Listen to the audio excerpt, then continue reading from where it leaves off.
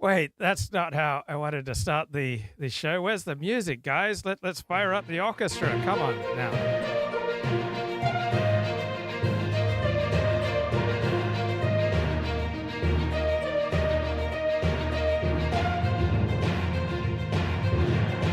Ah, okay, that's better. So I was just thinking, let's say I had a big pimple on my nose, but I had these important insights that I wanted to share with you that had the power to transform your life. But if you're looking at this show, all you'd probably notice is the big pimple on my nose. So there's probably an adaptive amount of grooming. And if you don't meet that adaptive amount of grooming, you'll be less effective in life. And so I've known a lot of people in TV news, and they have to put quite a lot of effort into their appearance, because if there's anything that's distracting, right, that's all that people are going to hear. That's all that people are going to talk about. And particularly for women on TV, the feedback that they get is just brutal. So if you could do something to hide some obvious blemish, right, you would understand why they would put some effort into that, even if they were very serious about their reporting. So in general, there aren't a lot of beautiful print female journalists. It's kind of a grubby job, but most women in big TV news operations tend to be highly attractive. But if all anyone's going to talk about is some obvious blemish, then you'd think it would make sense to try to remove it. Paul Joseph Watson, all right, he does some good work, and he also is a flawed human being. But this is a good point that he raises right at the first second of his latest video, The Truth About the Wildfires. Firefighting is mostly white and male. A California program aims to change that. So should that be a priority, right? Creating diversity among firefighters, or do you primarily want excellence? So when it comes to air traffic control or firefighting or police, I primarily want excellence. And I would think you would too. Don't you want the most excellent doctor, the most excellent dentist, the most excellent accountant, the most excellent teacher that you possibly can? So the right is not letting these LA fires go to waste. What's that comment by that famous Democratic politician? Never let a crisis go to waste. Well, I think wherever you are on the political and cultural and religious spectrum, you will try to use the situation to advance your cause. My father devoted himself to evangelical Christianity, and my father would constantly try to use whatever situation was coming down the pike, such as fear of nuclear war, to more effectively argue his case.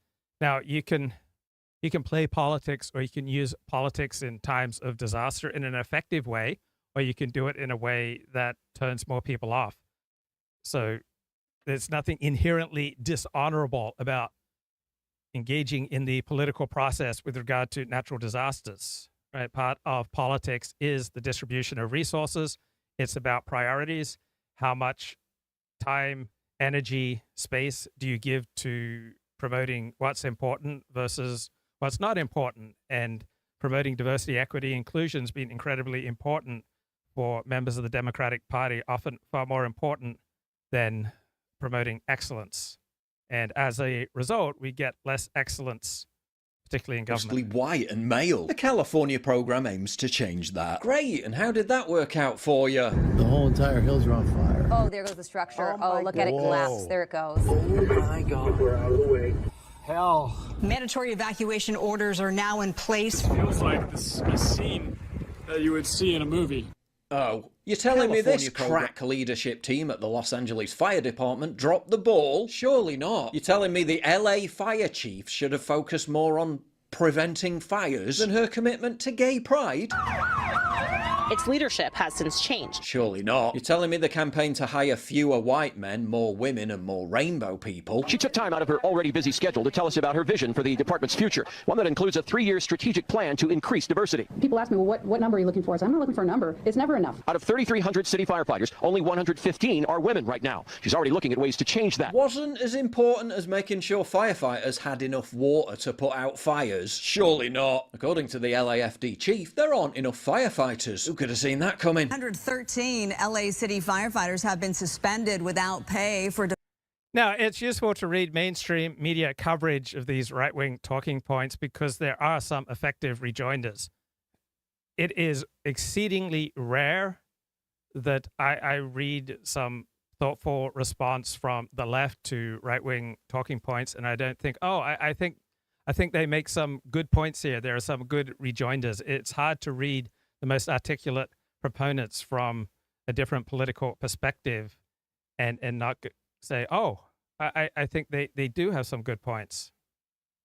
Defying the city's vaccine mandate. The vast majority of fire hydrants don't even have a full water supply. And I asked the captain, out of every 10 hydrants you attach to today, on average, how many are you getting full water from? He says little to none. They're literally having to use traffic cones dunked in puddles. But it's just a conspiracy theory that there's no water. No firefighters have told us that they are running out of water. Same news station literally seconds later. Well, firefighters have told me they have no water. LA County, 72 genders, 0 operational fire hydrants. And why? Well, partly because they imposed environmental mandates that diverted water in order to protect a 3-inch fish. As I've been trying to get Gavin Newsom to allow water to come. You'd have tremendous water up there. They send it out to the Pacific because they're trying to protect a tiny little fish, which is in other areas, by the way, called a smelt.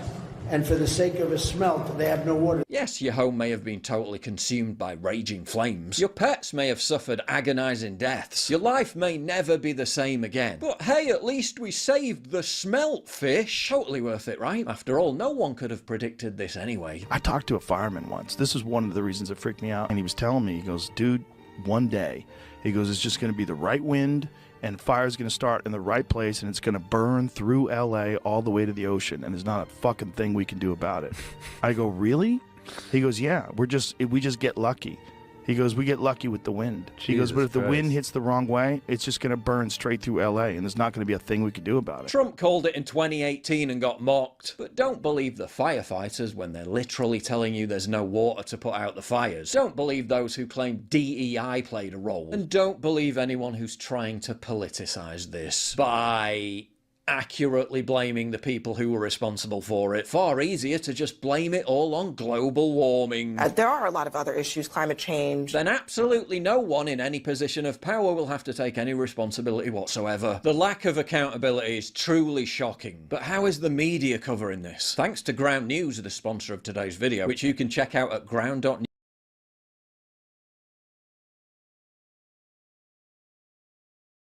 Of your memories, safe in the knowledge that LA County has a diverse and inclusive workforce.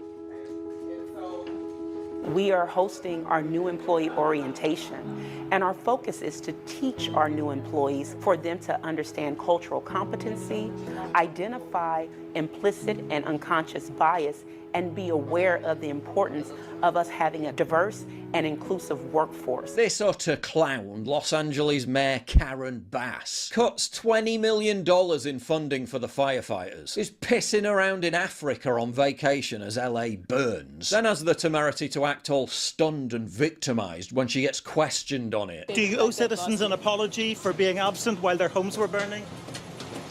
Do you regret cutting the fire department budget by millions of dollars, Madam Mayor? Have you nothing to say today? Can you back up, appreciate it. Have you absolutely nothing to say to the citizens today? Elon Musk says that you're utterly incompetent. Are you considering your position? Madam Mayor, have you absolutely nothing to say to the citizens today who are dealing with this disaster?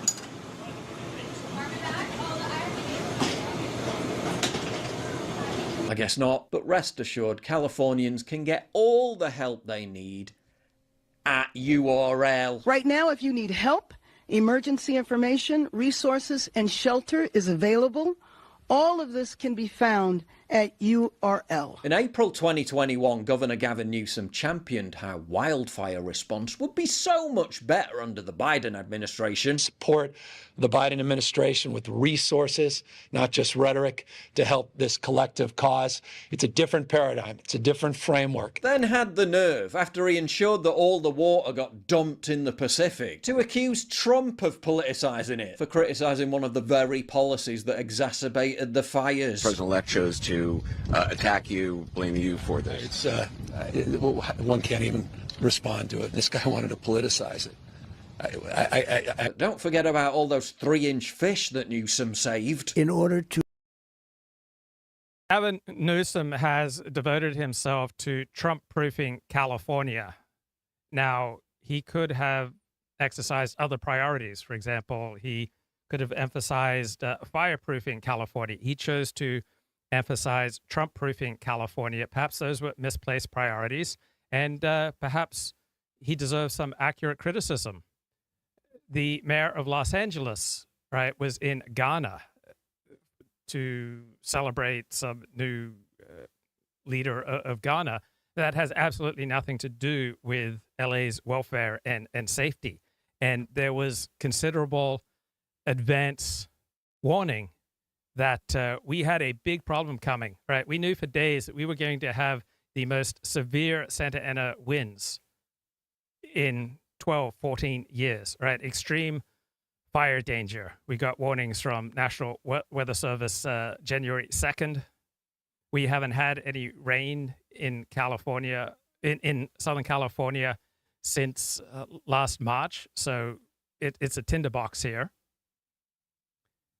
And we had all this information days before she chose to travel to Ghana, right? Saturday, January 4, National Weather Service Station, right? High wind watch in effect, strong damaging winds. And that was the day that she chose to leave for Ghana. So if she'd read the Los Angeles Times on the day she departed, she would have read a long feature article about the ongoing drought conditions, expected high winds, and the high risk of wildfires. Reading from Jim Garrity's article here in National Review. This is one of the top 10 driest starts to our rainy season on record. In fact, we have the third driest rainy season ever in Southern California right now. And there's no hope that a needed storm could develop in the next few weeks. All right, we have no indicators of any rain on the way for weeks. And warnings just become more and more dire. January 5, January 6. And she's still in Ghana. And her own X account says, destructive and potentially life-threatening windstorm starting Tuesday. That's her X account on Monday, January 6th. She chooses to stay in Ghana. January 7, more warnings about life-threatening Santa Ana winds on track for Southern California. And she attends the inauguration of Ghanaian President John Dramani Mahama. Pacific Palisades fire starts burning 10:30 a.m. Tuesday. Eaton fire starts 6:30 p.m. Tuesday. The Hearst fire starts 10:30 p.m. Tuesday. And then finally, Wednesday, January 8th, Karen Bass returns to Los Angeles. All right, let's get a little bit of a burst here from Fox News. Air quality alerts. It's been tough to breathe out there. We've seen this at its absolute highest level at times, hazardous. As of right now, it's unhealthy. So still unhealthy air across a really large portion of Southern California. All right, Adam, keep watching it for us. And when you're in the middle of this, you feel like you're surrounded by a ring of fire. And you wonder, in a highly dense section of town, like how on earth could you have fire spreading so rapidly? There's just often not a lot of vegetation. And then there are just fires starting up all over the place. And you see homeless people starting fires. You see video on social media of homeless people deliberately starting fires. Think about all the havoc that anyone intent on causing destruction could raise in LA right now. Appreciate it. Thank you. Sandra? All right, John, joining us for more on this is Steve Bardak, who owns 2 properties in the Pacific Palisades. Thank you, sir. Okay, we'll keep an eye on the news here. Good summary, though, from Paul Joseph To Watson. protect a tiny little fish, the water up north gets routed into the Pacific Ocean. Millions and millions of gallons of water gets poured. Meanwhile, Joe Biden's brave leadership was on display when he ensured that victims who had their homes and livelihoods destroyed got notifications. We got notification yesterday their home was probably burned down. Wow, I'm sure a lame text message from the government was of great comfort. I'm going to break down again. That's what I feel. It's my whole life.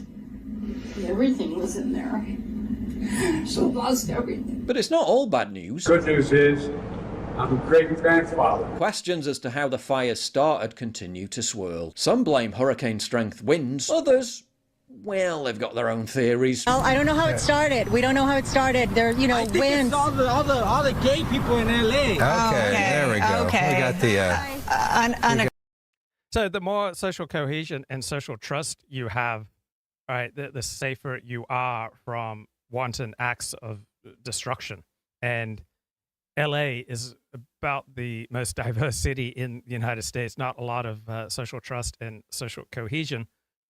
And many people want to do that which feels exciting. And many live streamers want to talk about that which is exciting. But the truth is often not exciting. It is often humdrum. And the most important services that a city and state and government should be providing are not as exciting as, say, renewable energy, right? Keeping your streets and bridges in repair, building new infrastructure to accommodate new needs, pick up garbage, police, crime, put in prison dangerous criminals. So these are humdrum matters, not going to create a ton of excitement, but they're the most important things that certainly local government needs to do. But instead, our politicians in California are often pursuing quite lofty goals of diversity, equity, inclusion, and extreme environmental concerns and renewable energy. And so they have focused on doing things that they really don't know how to do well and not put a priority on doing the things that they do know how to do well, right? Redistributing income on a large scale, solving social and personal problems of individuals who are engaged in self-destructive behavior. We don't know how to do that well with our government. But what we do know how to do well is to police and to put out fires and to pick up garbage and to keep our streets clean and functioning. But the smarter people get, the more they live in this abstract world, and you can then become quite removed from reality. And that's true for many of our Democratic politicians in California. They've gotten so lost in this abstract world of exciting, lofty left-wing causes that they become disconnected from the dangers and hardships of ordinary citizens. Right? They talk quite a lot about the metaphysical ills that plague American society, but they are not putting adequate attention to the elementary function of government. Instead, they are lost in what they regard as virtuous abstractions. And reading here from National Review. So LA has long elevated politicians who believe that they have a mandate to eliminate racial disparities and achieve equality and equity by disrupting harmful trends and transforming systems and policies. But politicians can't really do these things. And we have a mayor in Los Angeles who has chosen to treat our city's fire department as a social experiment. And there was a great deal of news media attention in Southern California about how there were too few women serving as firefighters. And the most obvious answer is not many women want to serve in that role. It's more of a male role, and women will tend to be, happier and more effective in other roles. And when government is not doing its job, then many private industries are just going to flee the state, including private insurance, because government's not doing its job, then we get these enormous disasters. And State Farm, whoever at State Farm decided that they wanted to start renewing homeowner insurance policies, perhaps that person should be running California's response to these disasters, because that person at an insurance company saw what was happening a long time before everybody else.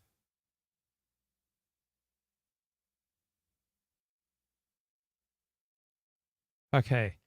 If you want to read a deeper background on this story, there is a terrific book that came out in 2022 by a Wall Street Journal reporter, Katherine Blatt. Begin in earnest an experimentation with deregulation.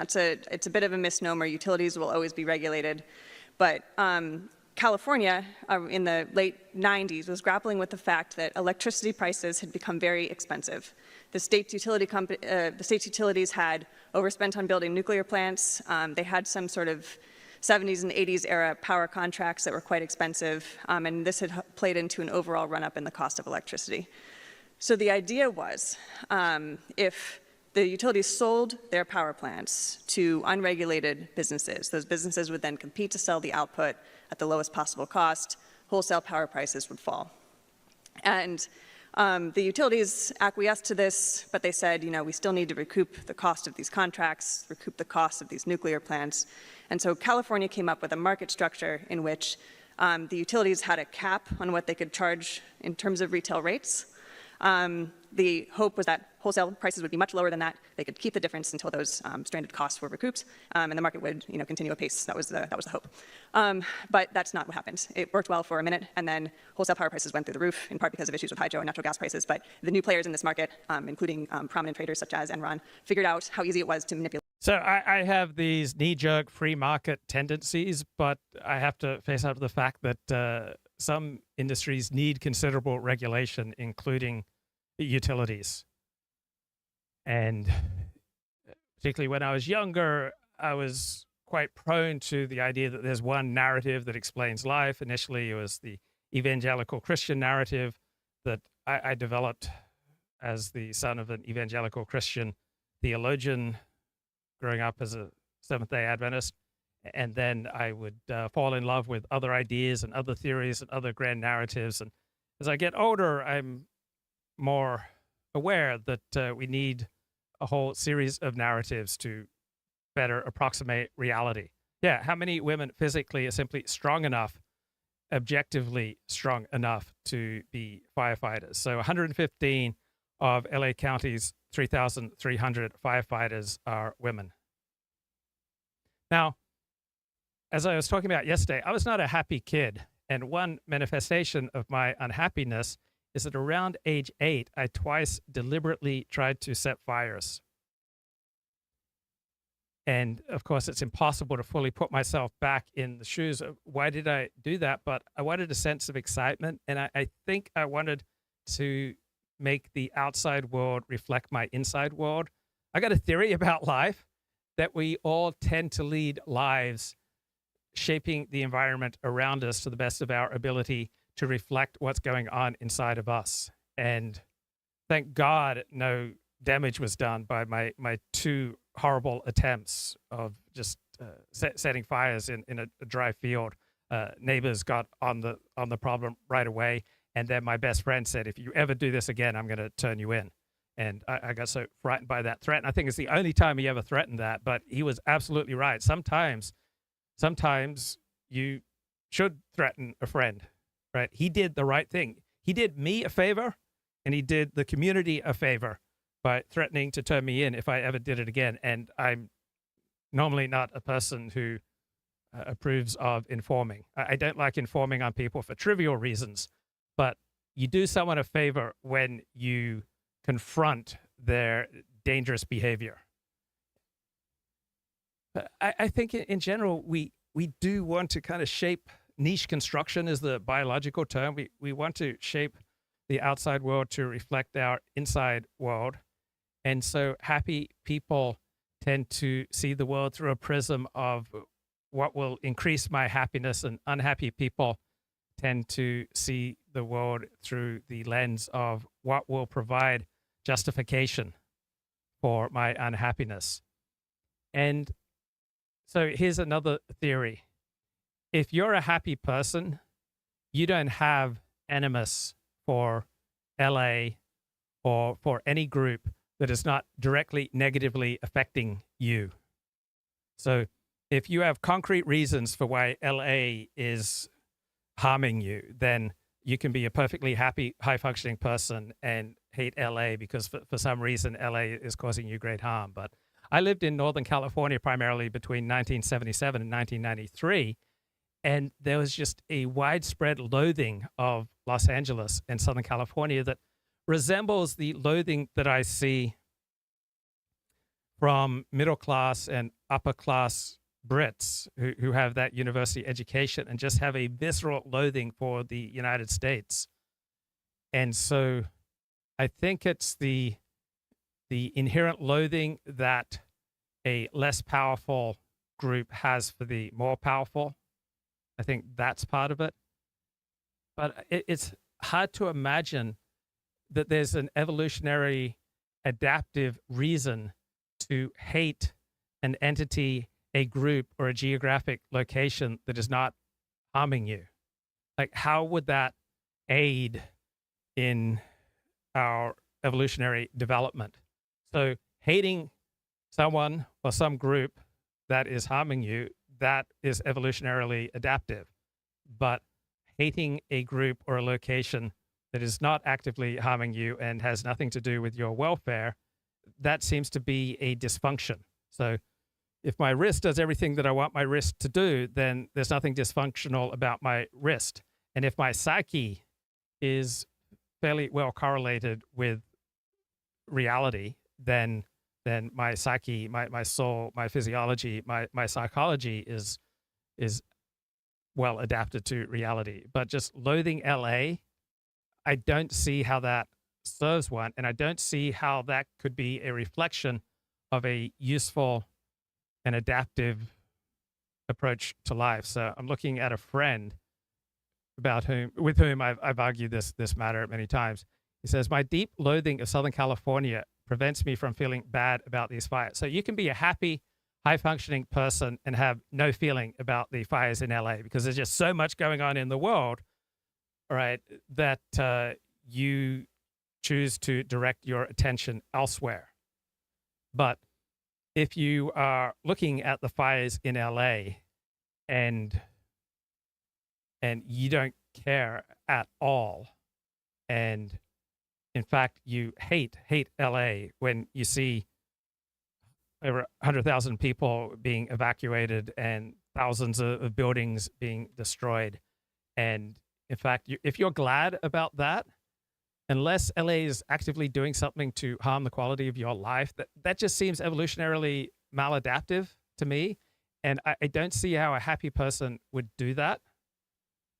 So I think the happy person is not consumed with hatred for locations, peoples, and entities that are not actively harming him. So my friend says, LA is a mistake and a complete recess is necessary. So on what basis would one argue that LA is a mistake? Or you would say it sucks water resources and it pollutes and it is aesthetically unappealing. But it's hard to make an objective case for why LA is a mistake. LA is an economically powerful engine for the United States. Los Angeles gave the finger to everything beautiful and created a barren, desolate desert tardscape. So I don't see that. I don't experience that. But everybody comes to life with their own particular hero system. So I have to give it up and accept that this person has a different hero system from me. So they experience the world differently than I do. And I recognize that LA does not tend to be as spectacularly beautiful as San Francisco, but I find it quite pleasing. Let it burn. Right. So if you have the attitude, just let LA burn, let the whole thing disappear in some natural disaster, whether it's a fire or a tsunami or earthquake, I'm just wondering, would that be a possible attitude for a happy person? Because I'm just not familiar with happy, highly productive, highly adaptive people having active animus for groups and entities and locations that don't cause them any harm. I'm not conscious of having loathing for any geography. Like I don't love cold weather unless I'm taking my testosterone supplements, and then I don't tend to feel the cold nearly as much. But I'm not conscious of having any loathing for Greenland or northern Canada or northern Europe or Northeast Asia. Just not aware of having animus for any geographic location. And I know that there were times when I did experience that. But I don't think those were happy times. So I think the natural, normal human inclination is when you're happy, you are more inclined to be helpful and to be concerned about other people. I think being helpful and generous and concerned about the well-being of other people is a normal, natural accompaniment of being happy. And telling someone to stop being selfish and self-centered is useless, because people who are absurdly selfish and self-centered, they are that way because there is some huge wound in their psyche. So you can be so wounded that you can't think about anything else, right? You can have such a severe toothache that you effectively can't think about anything else. And so I don't think anyone chooses to be incredibly self-centered or incredibly lacking in care for other people. I think it's the inevitable consequence of being unhappy. But do happy people just gratuitously hate? I'm not aware of that. I am aware of natural, normal, negative feelings about people who are different, particularly if they are a threat to all that you hold sacred. But if they're not damaging you, then why would you just hate? Any reckoning of California's 4 seasons that I'm familiar with includes riot season. So thank God we've got a new district attorney who is on board with enforcing the law.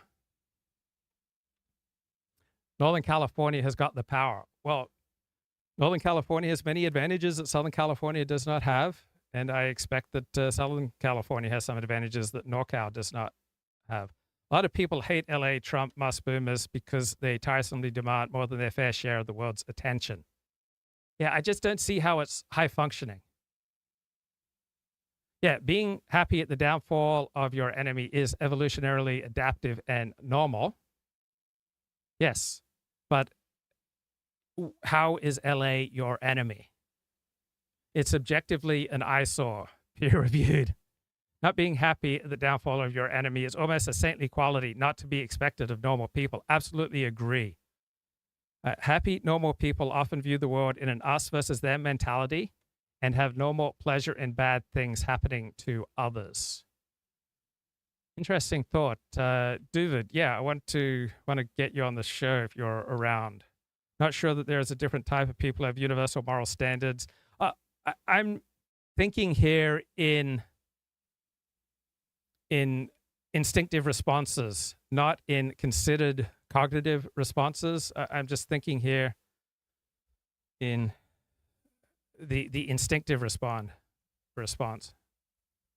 And before we think things through and try to live up to a certain moral standard. But I don't see how it would serve you evolutionarily, help your genes prosper by just looking over a hill at a different locale that doesn't threaten you and go, oh, how ugly and barren, and I just hope it's consumed by fire. So I'll throw a link to Dooovid, see what he has to say.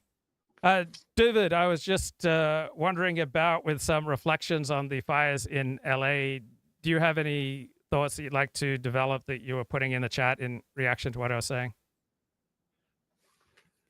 Well, if you remember the last time we spoke, and God forbid you asked me what worries me most, and I said number one was man's damage to the environment. I'm not sure if ultimately, I mean, certainly there's probably levels of incompetence, but if you think the ultimate cause of the your destruction of parts of LA is related to not necessarily climate change, but just some form of imbalance between man's activity and the environment. Yeah, yeah. So you've been happy and you've been sad like anyone else. And here's my experience. When I'm happy, feelings of care and concern for other people just spring up naturally. And when I'm unhappy, the feelings of care and concern are much less likely to just organically develop within me. And when I'm particularly unhappy, I have to really work hard and just fight my nature to be much concerned about other people.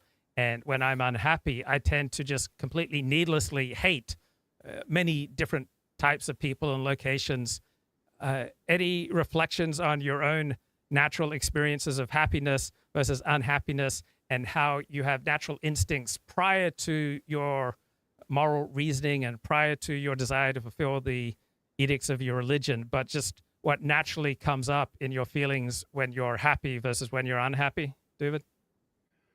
Well, I mean, we've talked about this many times in the past because I was largely an unhappy child. Maybe my parents were workaholics, didn't have many friends as a kid, or a detached relationship to my parents. And then after high school, straight went to become a Baltruva in Jerusalem and joined the most extreme Hasidic sects.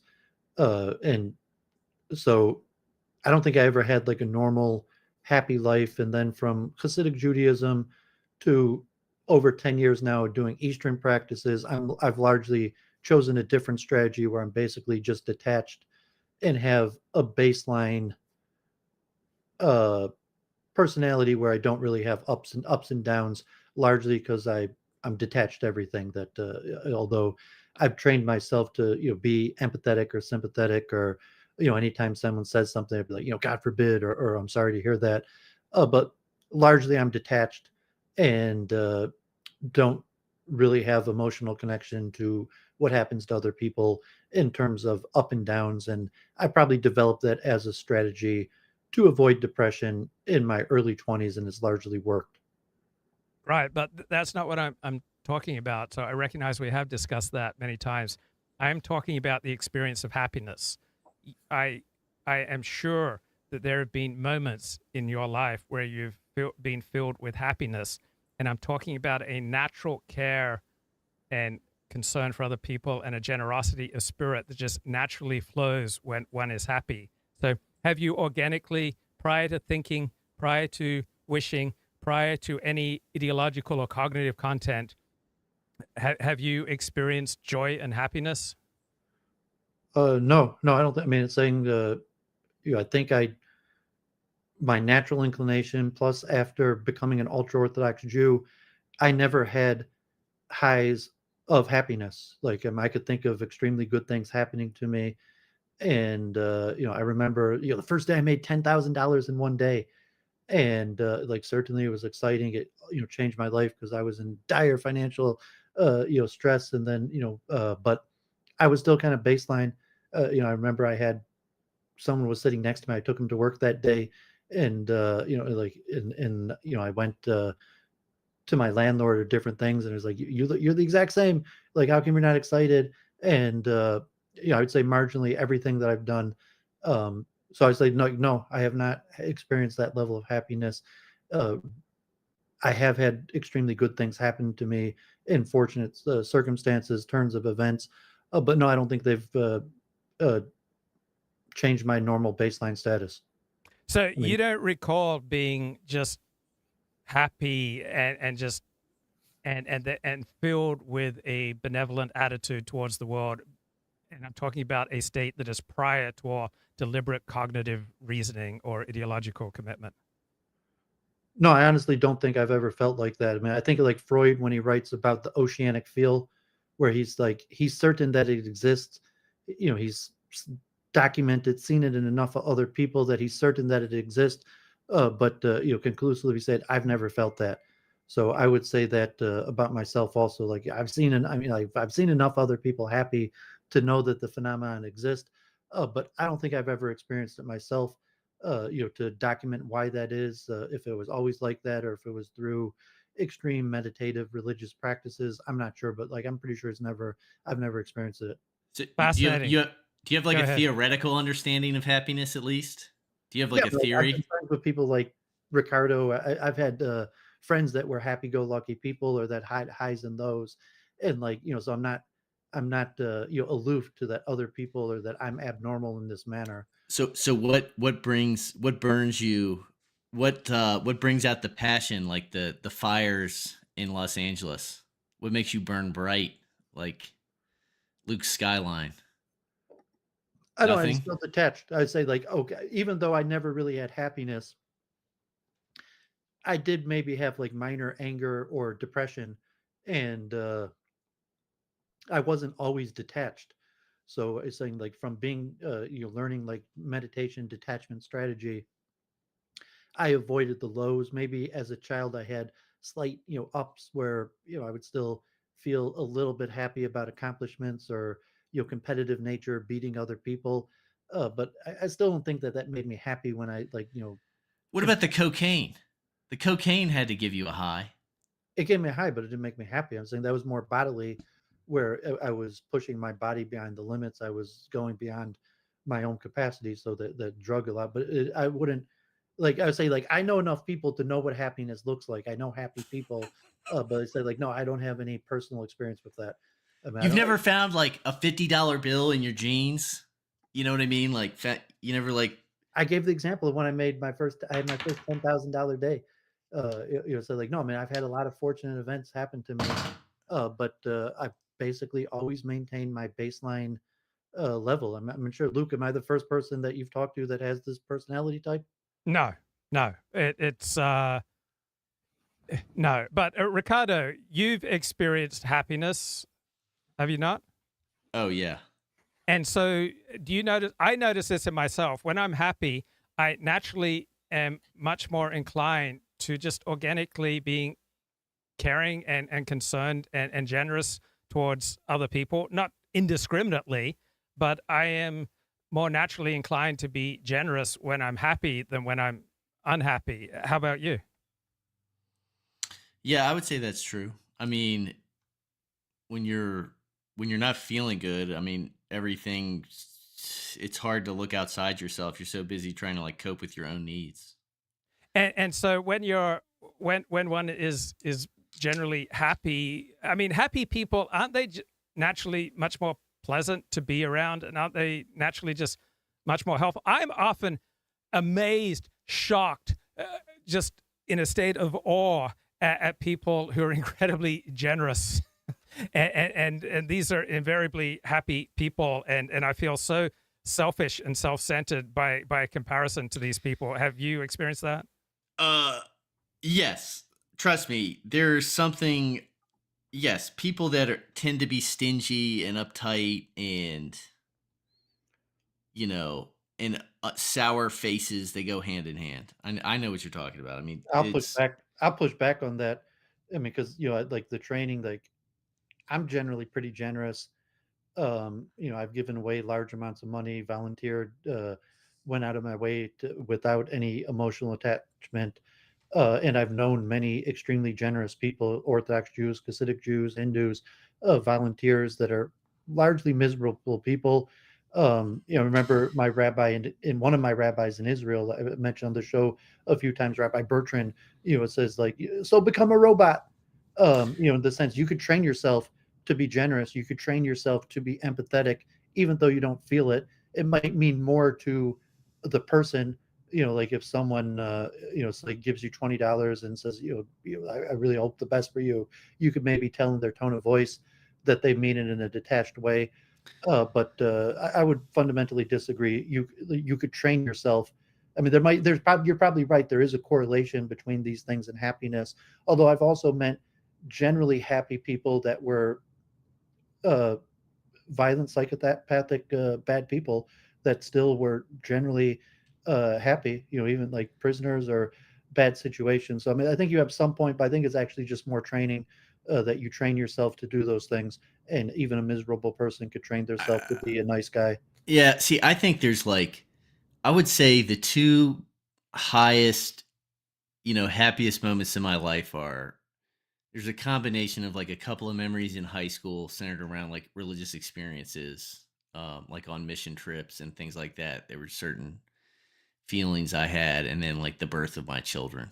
And were is you the, in a generous and caring Yeah, it's just very light. company? Yeah. Yes, super light heart. Luke, I have to say, I'm curious what your experience was in the seventh. I mean, to me, there's a certain kind of Christian that is about as lighthearted of a person as you can find. Oh, yeah. And you don't find that in other groups, in my opinion. It's not the same thing. Like, the Christian religion affords people like that release from the burden of their mistakes, Yeah, there is a special quality to Christians, just as there is a special quality to non-Christian blacks and to Japanese. Like, different groups have different gifts, different religions inculcate different qualities. Did you ever see the Robert Duvall movie, The Apostle? I have not.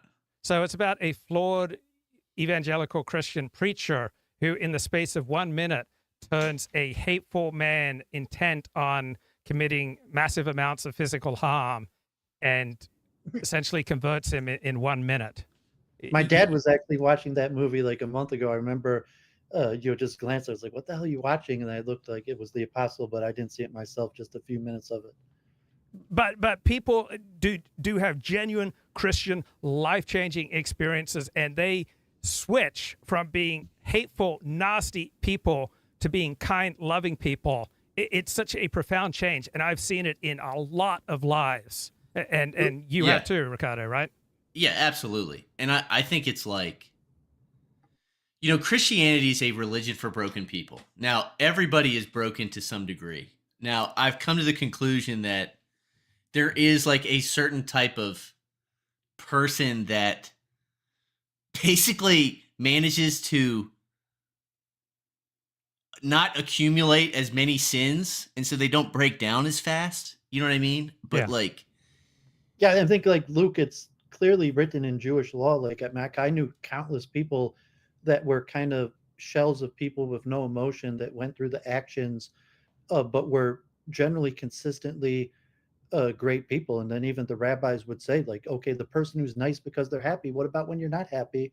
And then, the duty-bound person, like, if you say the people who function largely on duty are more likely to be less happy, but they might have a larger baseline because, like, okay, you're nice when you're happy. What about when you have that mood swing?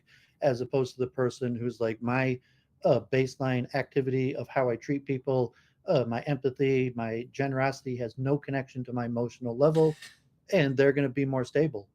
Yeah, but Christianity basically, or in my opinion, it's and like the church would be the same. Like if you picture the guy who does the soup kitchen, whatever he does, and he might be a miserable person, but he's trained himself. No matter how he feels, he's going to go. He's going to volunteer. But I think the point is that does it when they're happy. Yeah, and that's definitely like how. I mean, irrespective of how you interact with your community, it is like about your internal state and what you carry around. And like, yeah, some people might be able to cope. I mean, theoretically, there's this person who's coping. Be a miserable person with a strong sense of duty.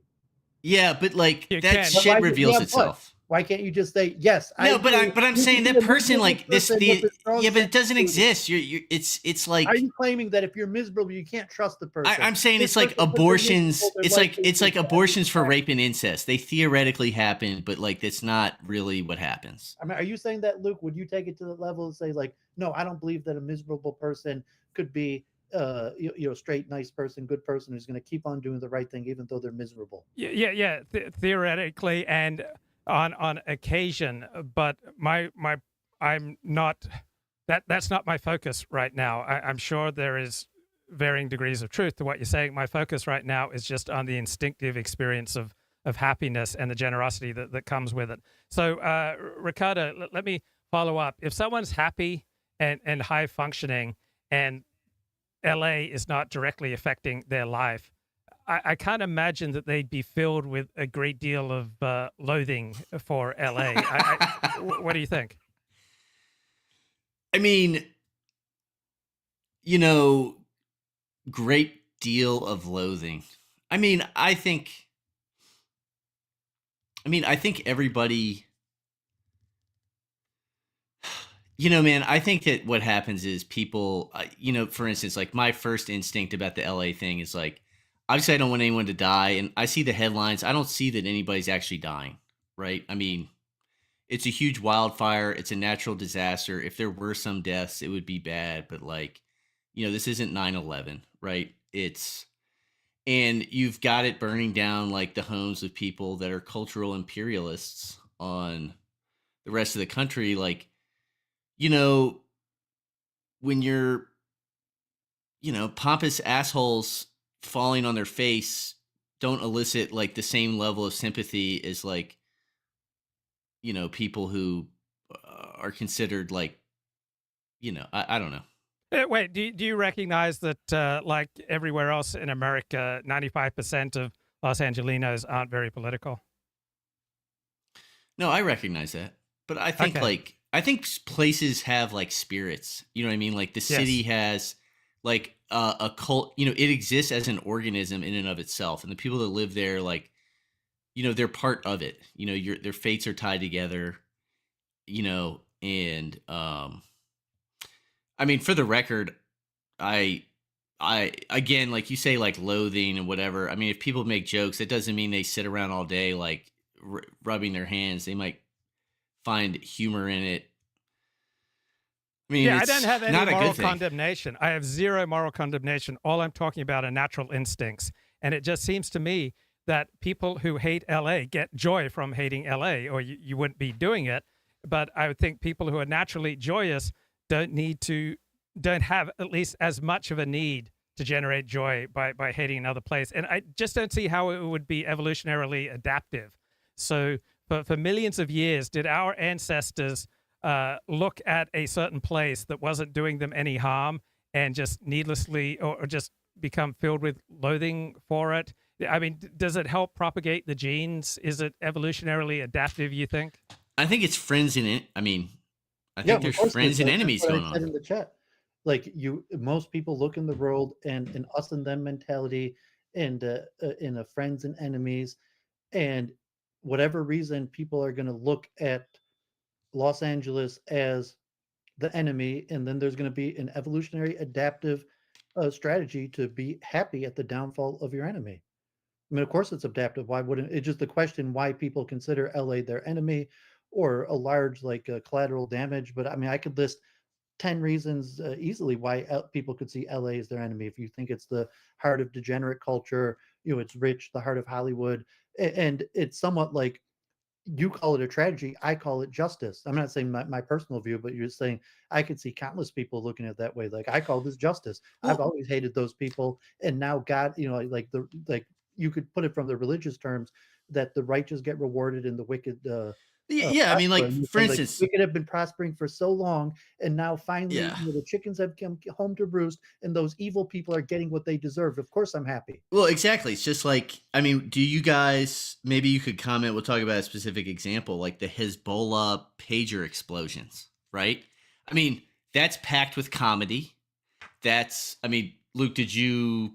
Yes, I felt happy because I saw that group as directly harming my group, but. Okay. I'm only talking about if an entity is not harming you, then why would one rejoice? Well, but they're not harming you. Is Hezbollah harming Luke Ford? Yes.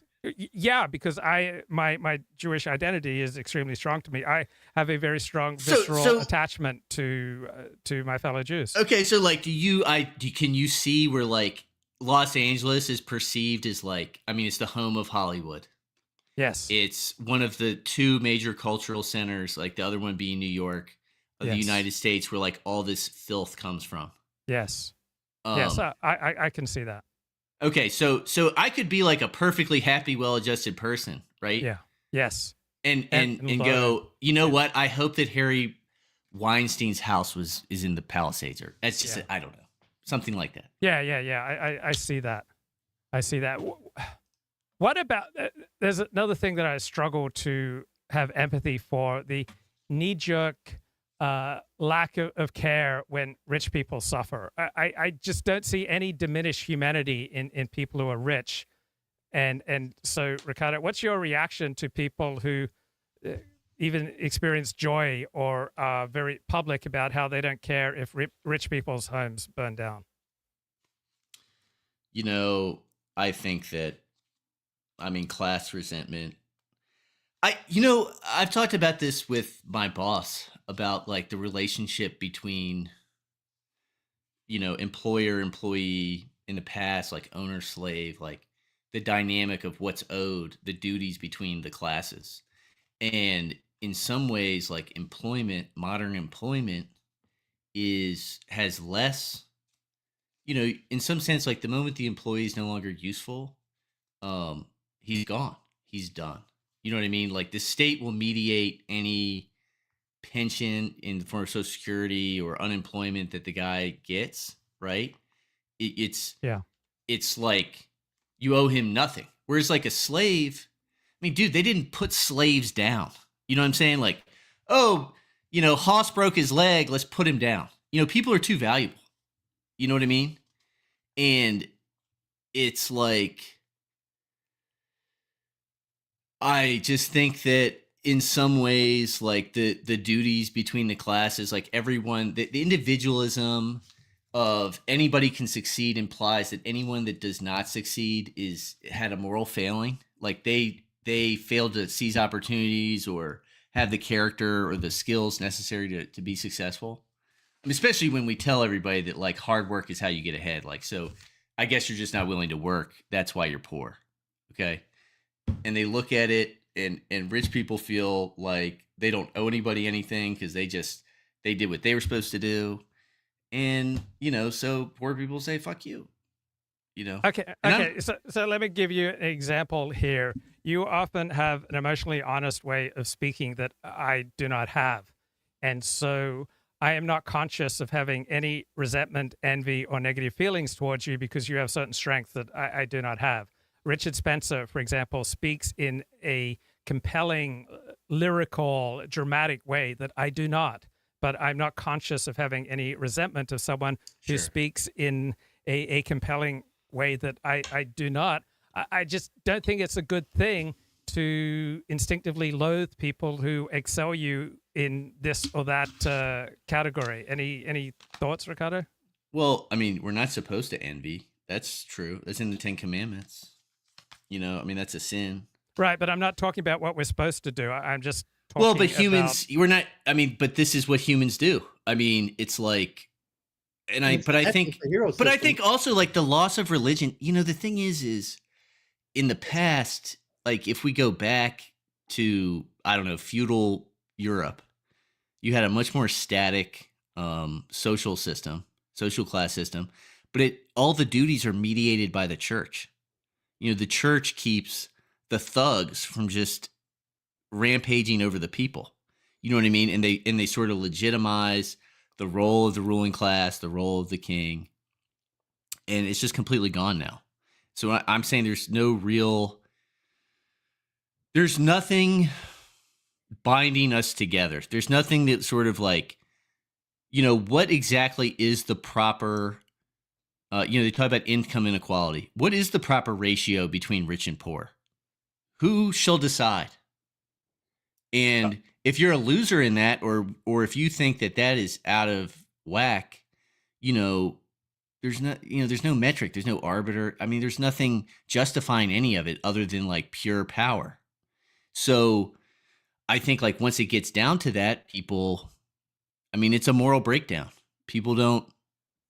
It's a postulate that most people just don't accept. They put it like that the righteous get rewarded and the wicked get punished, and to assume that people who have been rewarded are righteous. And I say the majority of people reject that, and they think that the people who got rewarded got it because they took shortcuts, trickery, and that they're actually like it's the opposite. That the people who are rewarded are because they're immoral, and the people who don't have are because they're moral. And so that's just the worldview. But I think the problem is like there are people who get ahead legitimately. And there are people who get ahead through trickery, right? There are people that get ahead through what the majority would think is exploitation. People don't like things like usury, for instance. Like just because, I mean, think about it, man. Like if you just happen to have like a $50 million trust fund, like what does that do for your life? You know what I mean? What does that do for your options? What does that do? Like you're like guaranteed a minimum income that is just unbelievable. With Ricardo, no risk. Would you like to live in a United States of America that had more social trust and more social cohesion? Yes. Okay, so do you think that accompanying that would be an increased sense of empathy for one's fellow citizens? Yeah, it would all go hand in hand. Right. We want to. I think that's a direction that we want to go in, and just personally, I want to have as little envy and resentment towards those who excel me as possible. Not because that's righteous, and not because that fulfills this or that moral or religious edict. I just think that I will be more effective and happier in life the less resentment and envy that I have. Any thoughts, Ricardo? I think it's actually, I was having this thought the other day because it was like, when we talk about, I'll tell you what, like if you think about a small business, okay, in a small business, the owner needs to make a lot more money than the employees because he has to finance the whole thing. He's got to someone has to hold the capital to ensure that the operation can exist through ups and downs and smooth things out. It just has to happen. But I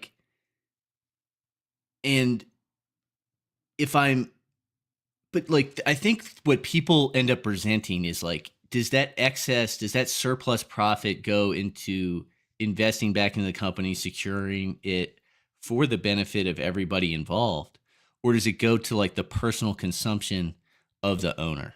Do they take, if I'm making $1 million a year, am I living like a middle-class person and investing in things and helping to build bridges, or am I buying fucking caviar?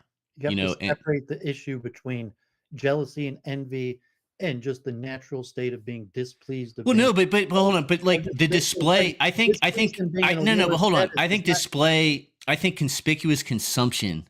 Yeah, but conspicuous consumption that create class divisions, different classes on the cruise ship, create it helps fuel resentment. Separating the issue, there's jealousy and envy, and then there's a natural resentment of being in a lower status. You don't have to be necessarily jealous or envious to saying, I resent being the employee, not the boss. I resent having people above me. I resent having to see people living but out. people resent if they and saying that's natural. And I think it's almost. I don't think it is natural. No, I think it is. I agree with Dooovid that it is natural. It's just that it has to be explained. The natural impulse is resentment. But if you understand that, dude, you're the employee because you don't actually want to carry around the stress of fucking having to be the guy that makes the decisions. You know what I mean? You think you want to make decisions, you don't. Yeah, but you're putting it in the employer-employee relationship. You just say any life status where there's a hierarchy of someone having more money, someone having more or less, or just someone being over the other person. Besides where you talk a business relationship or an employment relationship, which might epitomize that because that's most people have to face that. But you're just talking a natural. Why does this person have more than me? Not necessarily. Not necessarily. I envy or hate that person, but it just causes some sort of dissonance. Why is it that this person has what I don't? Is it okay? Maybe they're just better than me. Maybe I should be subservient. Maybe I should bow at their feet and beg them to take me under their wing, or God forbid, maybe I should kill them and try to steal their stuff. Ricardo, do you have a desire to admire those who excel you as opposed to resenting them? Yeah, I do actually. I try to learn. It's I tend to see it as this guy's doing something that I'm not doing. This guy's more disciplined. This guy did the homework or whatever. Like this guy, some people also, here's the other reality. Like some people have better genes. Exactly. Some people are 6'3" and Yes. and smart and good looking and have money, and are from a long line of this, and they get beautiful women, they have beautiful kids, and they're just like better. And I think like people I just think the elites of this society have to, there's nothing that is promoting they're not invested in the well-being of their fellow man, because it's just like everybody's in a free-for-all, and they'll replace you with better workers. Whoever's foreigner, doesn't matter. Being a fellow American means nothing, unless it's like time for a war, and then they'll get like Donald Trump or George W. Bush in office to like get our boys out there. Ricardo, do you think it's normal that the happier you are, the more likely you are to have empathy and generosity, and the less happy you are, the less likely you are to have empathy and generosity? Yeah. Yeah. So we have an investment in community and in people and in our nation that the happier people will be, the better they'll behave, the more empathic and generous they'll behave. And much of our problems, it goes back to we have a lot of very unhappy, dysfunctional people. Like when I was 8, I believe that the reason that I twice tried to commit fires is that I wanted the outside world to reflect my inside world. And I'm thinking that's kind of a general rule for life. People generally want what's going on outside of them to reflect what's going on inside of them. What do you think, Ricardo? I mean, I just think people see the world from their own you can only see it from your own perspective, and you run the outside world through the filter of your inner life. And so do you think that someone who's unhappy is invested in the world getting better? Yeah. I mean, I think so. Sure would.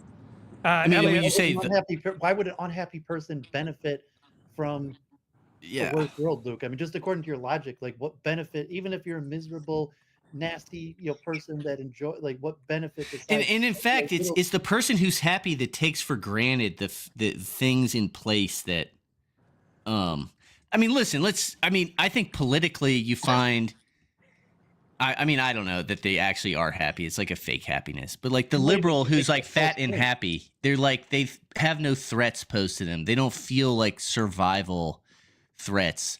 And they take for granted like everything that makes that possible, Okay, let's get Elliott Blatt in here. Elliott, what do you have to say for yourself? I know you're really mad at me, Luke. I made a little joke on Twitter, and you're really mad at me. And you don't have to pretend that we don't know who you're talking about. You can just go out and say it, bro. We're friends. How do you feel about LA, Elliott? I hate LA. I absolutely detest it. I loathe it. Luke, when those fires happened in the flood damage happened in North Carolina, I didn't post about how much I hated North Carolina, right? Right. I had no feelings about it, and I was generally sympathetic to people towards North Carolina. I have a palpable hatred for LA for a variety of different reasons. Based. Okay? So when I see those fires engulfing Pacific Palisades, I can't control my feelings, bro. They just happen. They just happen, Luke. And You sound almost happy, Elliott. You sound almost happy. He's excited. He's excited. Well, I mean, I had a lot of is that your point? Is that miserable people get? Yeah, that's my point. Elliott is miserable, and therefore he hates Elliott's LA. very happy. Elliott's very happy. You're making the point that the misery of others actually got him out of his miserable status. Dooovid, who always is baseline, Elliott, who's also normally on the depressive state, is actually happy now that he's seeing LA in flames. Elliott, I'm not celebrating anybody's injury. It's just I've been to LA. I've experienced those people, Luke. But you're not at your baseline state. You're actually in an excited, happy state that you don't normally have, and it's uniquely caused by the suffering of people in LA. No, I'm excited by this conversation and that I'm able to maintain it while driving. which I think is amazing. It is. You're amazing. Keep going, Elliott. Well, Luke, were you offended? No, not at all. I wasn't. My happiness was not in the least diminished by Elliott's hatred of LA. I had a lot. So when I say LA, basically, I had a lot of negative. When I got out of high school, I lived in Orange County, which isn't exactly LA, but it's effectively LA. And you know, that was like one of the hardest years of my life. It was like physical labor, getting up early, working to an incredible degree, being exhausted when I got home, and being just condescended to by this arrogant LA asshole. Okay, and I've always hated these people ever since. So yes, I do have a lot of resentment, and yes, I do have a lot of envy, and it's merited. That's my point. It's okay to have negative feelings, bro. It is. It is. This is a safe space for your negative feelings, and it doesn't bother me in the least if people hate a city. But here's my hypothesis, Elliott. The happier you become, the less intense your hatred of LA.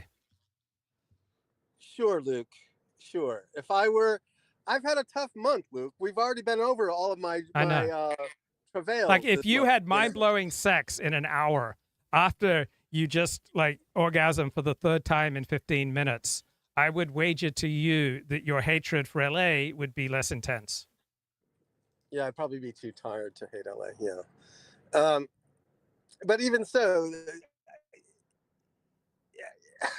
you're making, it's like a false argument, right? Obviously, it's a silly argument. It's an obvious argument. Happy people generally don't carry around resentment, but doesn't mean that people with resentments aren't happy, because that's not true. Hold on, I'm in a tricky driving situation here. Right.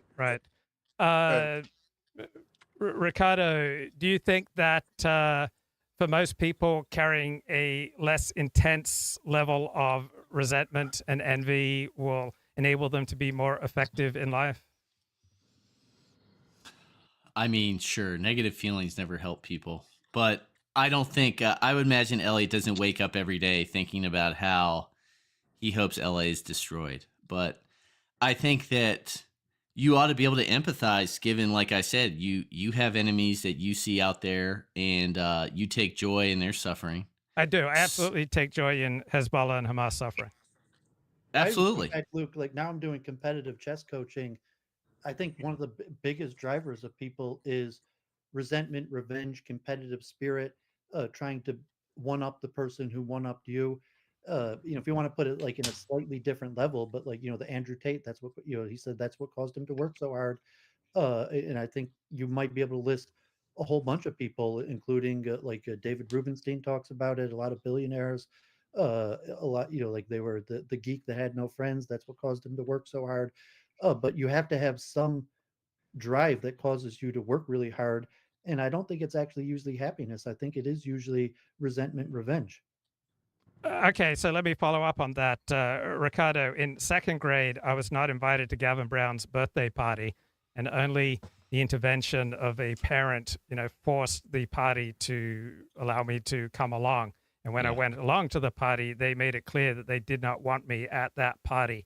Do you think I'll be happier and more effective in life the less intense my feelings about that?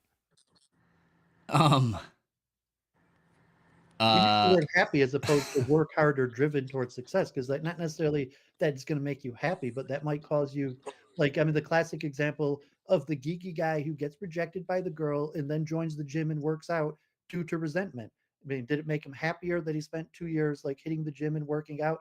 No, but maybe the end goal, but it was that resentment that got him to change himself. Ricardo? I think you just have to look at situations as you can only control yourself. So what about them can I do differently? And when you take that approach into life, it's that's how you find success, because that's truly the only thing you can control. So Gavin, it's it would have been great you can't. I mean, you can't make Gavin want you to be there in your current state of whatever the situation is, right? But there is potentially some path that, I don't know. Well, resentment doesn't help. Right. The more Revenge, empathy. like, you'll show him. He's going to regret that. Like in a few years from now, like I'm working hard. He's going to regret that decision. And I think I know countless people that's the main factor that drove them, whether, money, working out, status, competitive. Yeah, but success, but being driven to success. That person told me I would always be a failure. That person rejected me, and that caused me to work hard for 10 years of my life just to show them. I don't know. See, I feel like that doesn't lead to happiness. I mean, it might lead you to some sort of greatness. It might, yeah. Well, but see, greatness and greatness. Greatness and goodness are not the same things. Okay, like you read about any great athlete. Like if you watch, what was the name of that? Hold on, what was the name of that Michael Jordan? Hold on, David. Allow Ricardo to make his point. That Michael Jordan show. That documented like his championships. Yeah. 10-part series on The Last Dance on Netflix. Yeah, The Last Dance. What you learn about Michael Jordan is that he's driven by things that made him great. It did not make him a good guy. It didn't make him a good friend. You look at the jaundiced eyes, and the guy is not content. He is unsettled. You know what I mean? Yes. Because of these drives that push him to greatness, but not. I don't think he's a happy. He would probably benefit from not being the way that he is. You know what I mean? On a certain level, but like there are countless examples of. Yeah. There are examples of where resentment fuels you and serves you, but there are many examples where it doesn't. And so I think it's important to have clarity about when resentment serves you, when resentment doesn't serve you, and it serves you when you can do something about it right now. So if it fuels you to go exert yourself in some endeavor, then it serves you. But if there's nothing that you can act on in the moment, it doesn't serve you. Ricardo. Yeah, no, I agree with that. But I also want to say that, like, being driven to success, like, are we assigning some moral weight to the success that one attains through that, right? Like, Michael Jordan being the best basketball player, like, is that worth anything for his soul? Let's say, does that do anything for him? Happiness is actually a barrier to greatness, because the person who just, okay, whatever, I'm happy I didn't get invited to Gavin's party, or I didn't get the girl, I'm happy with my mediocrity. And then you see that actually happiness is the barrier to greatness, and it's actually the people that hold on to resentment and revenge, like Trump, said never forgive.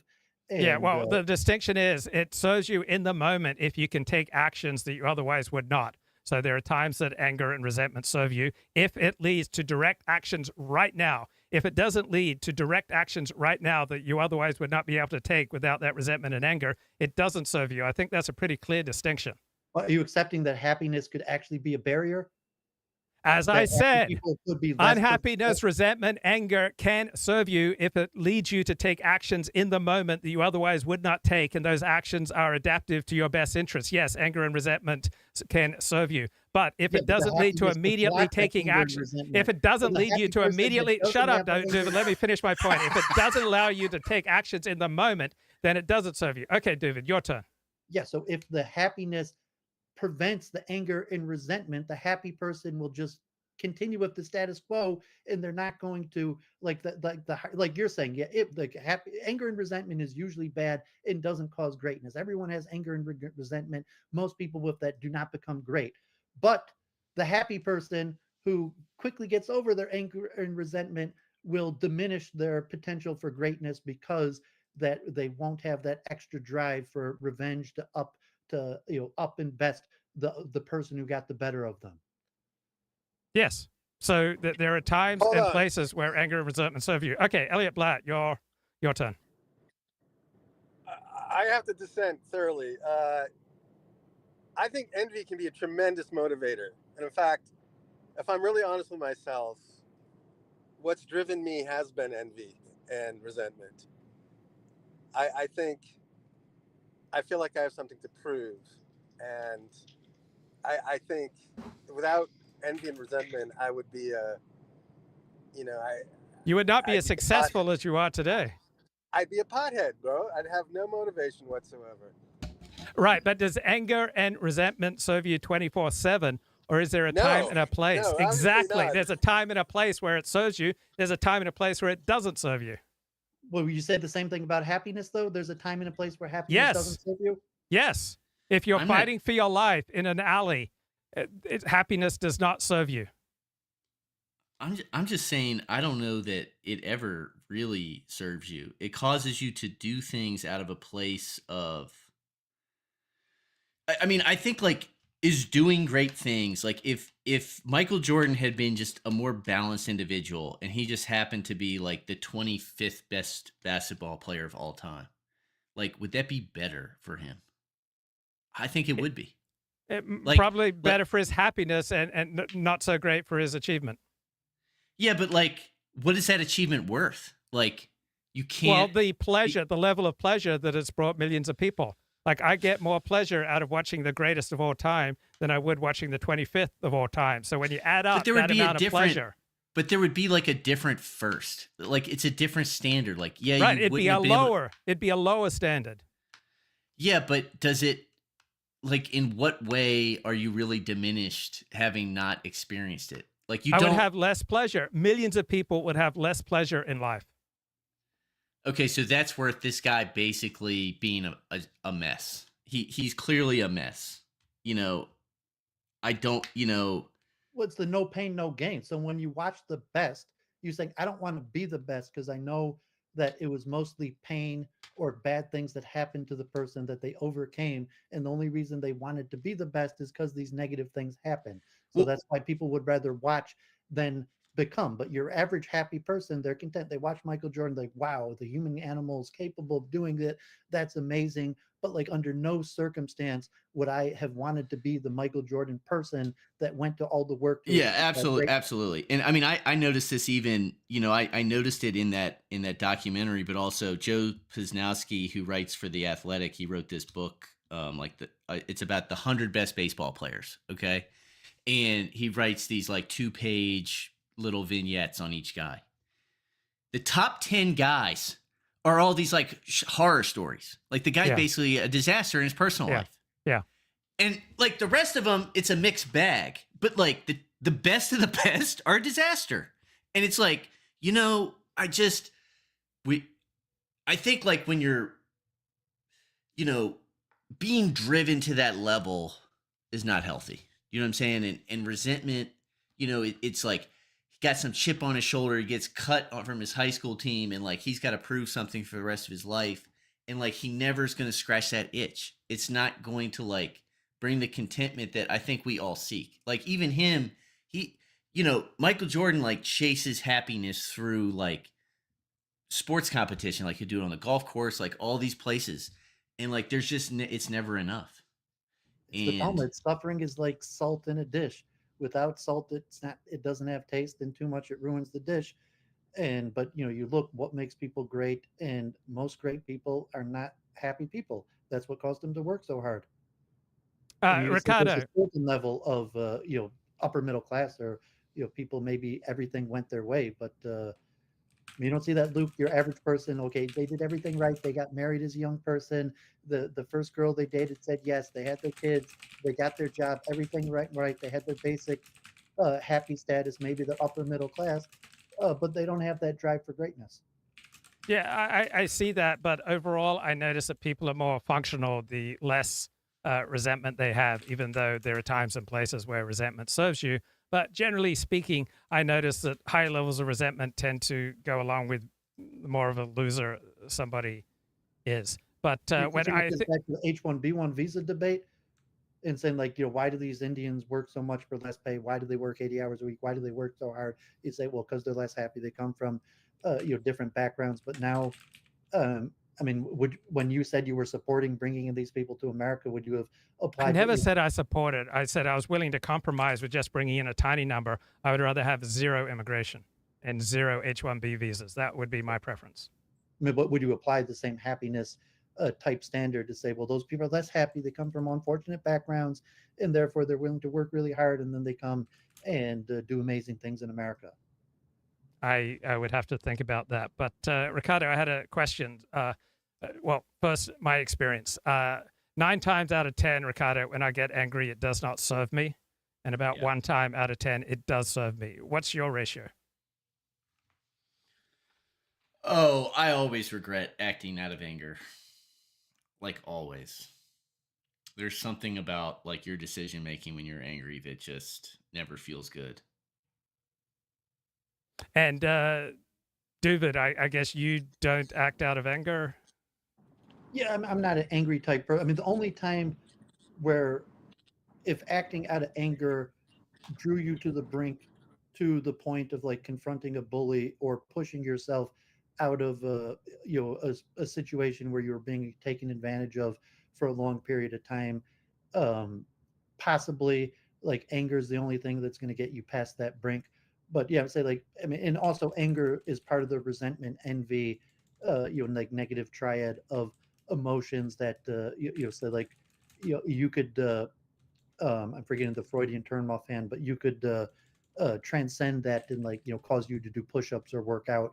When like I'm in normal happy state, I'm just going to be happy being entertained. But if I'm really angry, like then I might do push-ups. Okay, and Elliott Blatt, you get angry a lot.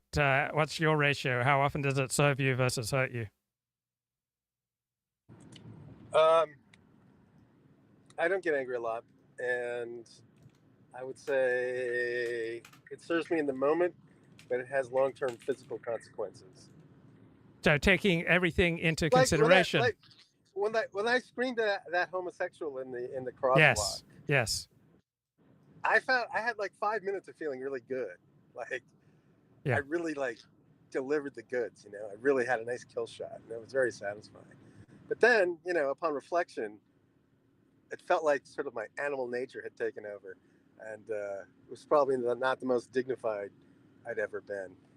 So it's a mixed bag. So you're not going to give me a ratio? I still look back on it with fondness. You're not going to give me a ratio, Elliott, after everything I've done for you? A ratio of the times that I've gotten angry and that it's been effective? Yes, versus ineffective. You mean angry, like just being angry, or expressing anger towards an individual? Just being angry. So 10-1, it doesn't serve me. How about you? Yeah, that's about the ratio. Because generally, anger just has like this corrosive feeling in my stomach. I just feel it, and it lasts for hours for me. For hours? Yeah, the bad feeling does, particularly if I humiliate myself. Fair enough. Yeah, my concentration is distracted. I'm not going to be able to. Yeah. All right. Thanks. And Ricardo, are there any other places that you feel an instinctive loathing aside from LA? Instinctive loathing? Yeah. No. Israel. I didn't say that. You just said that. I was offering that up. No. I can't really think of any. I don't resent Israel, really. I mean, I think that like I sort of view outside conflicts as really horrible situations that can be zero sum. I recognize that like war can be zero sum. Like someone's going to have this land and someone's not. And whoever wins is going to have to do bad things to do it. But like the one human right is that people have the right to defend themselves. Like it's not immoral to defend yourself, you know? So, and that goes for like everybody involved. You know what I mean? Now, a conflict directly involving myself, or, like something I perceive to be more in my interests. I mean, I can respect the fact that someone's fighting back. That doesn't mean whatever. I might not take my own side, but anyway. So I look at the Israel as, I mean, I wish them the best. And do you get flooded with empathy? That's something that happened to me. I've typically gone through life with quite minimal levels of empathy for other people, and then suddenly I just get absolutely flooded and disabled, which made me afraid of feeling empathy, and so I would try to keep a handle on my empathy. Is that something that you've struggled with, Ricardo? No. Sweet. Okay. And Dooovid, do you get flooded with empathy? Not sure. I mean, occasionally, like I'll cry when watching like like an empathetic story, or like, I mean, not really like even just my eyes will tear up. But I'd say like generally no. I've trained myself to be generally empathetic. Like just the expression like God forbid, I'm sorry to hear that. But it's not necessarily emotional. And I was I put in the chat, but it would say, have you ever got angry, confronted a situation that was long-term detrimental and solved it? For example, like a long-term bully, someone who's just been mistreating Yes. you 1 out for of 10 years, and then- times. About 10% of the time that I get angry, it serves me. But I'm saying not just like you got angry, but you actually confronted. Yes, the I got person angry and it I actually acted resolved and I the took care of it. Like situation. when I told you to shut up, that perhaps served the show to allow me to make a point, and then I hope I got over it. But I very rarely tell anyone to shut up, because most of the time, if I were to do that, it would not serve me. Yeah, and most of the time the guest knows when to shut up without having to be told. Well, I mean, it has to not escalate. The person accept it, where they're like, okay, you're right, I should shut up, as opposed to like, I can't believe you just told me to shut up. Now I gotta escalate. Yeah, it. Dooovid, remember the first time he told you to shut up, and then you like flamed in his comments, like what was that, 8 years ago? The frame games, the evolution. Yeah, it's like, oh, he brings on the big star, and he's gonna silence me, Dooovid the rabbi from Detroit. How dare he? Little did Luke know that Dooovid was the true star. So I'm saying, like, yeah, this is just a small time, but I'm saying, okay, I've been in many situations, I'm sure Luke also, where there's bullying, there's regular people who just don't treat you right. And maybe one point, like, you yell at you blast them in front of everybody, and then somehow things change, either because the person was like, oh, I'm sorry, I had no idea you felt that way, or because like the social situation of the people who see you explode in public largely like agree, like, yeah, that's not cool, why are you treating them like that, you should stop. And Ricardo, how do you balance the desire to tell the truth and to operate the best show possible with consideration for other people's feelings? I don't think you can. I feel like to do something like this, you have to be, self-awareness is not helpful, or like being aware of criticism. You have to be like authentic and raw, and yeah, even brutal. Yeah. No, I think like your spirit will shine through in terms of like what brutal means. You know what I mean? I think that there's like levels of, as long as you play by the rules and don't reveal private information. Sure. Well, doxing, I don't mean just that. I mean like, like, let me put it this way. Like, someone angers me. Like, let's say you have an enemy. Yep. Do you want to, or do you want to be charitable? Do you want to see them smashed, tortured? You know what I'm saying? What are you willing to say? Like, that's going to reflect like your inner, that is going to reflect your inner life. And so,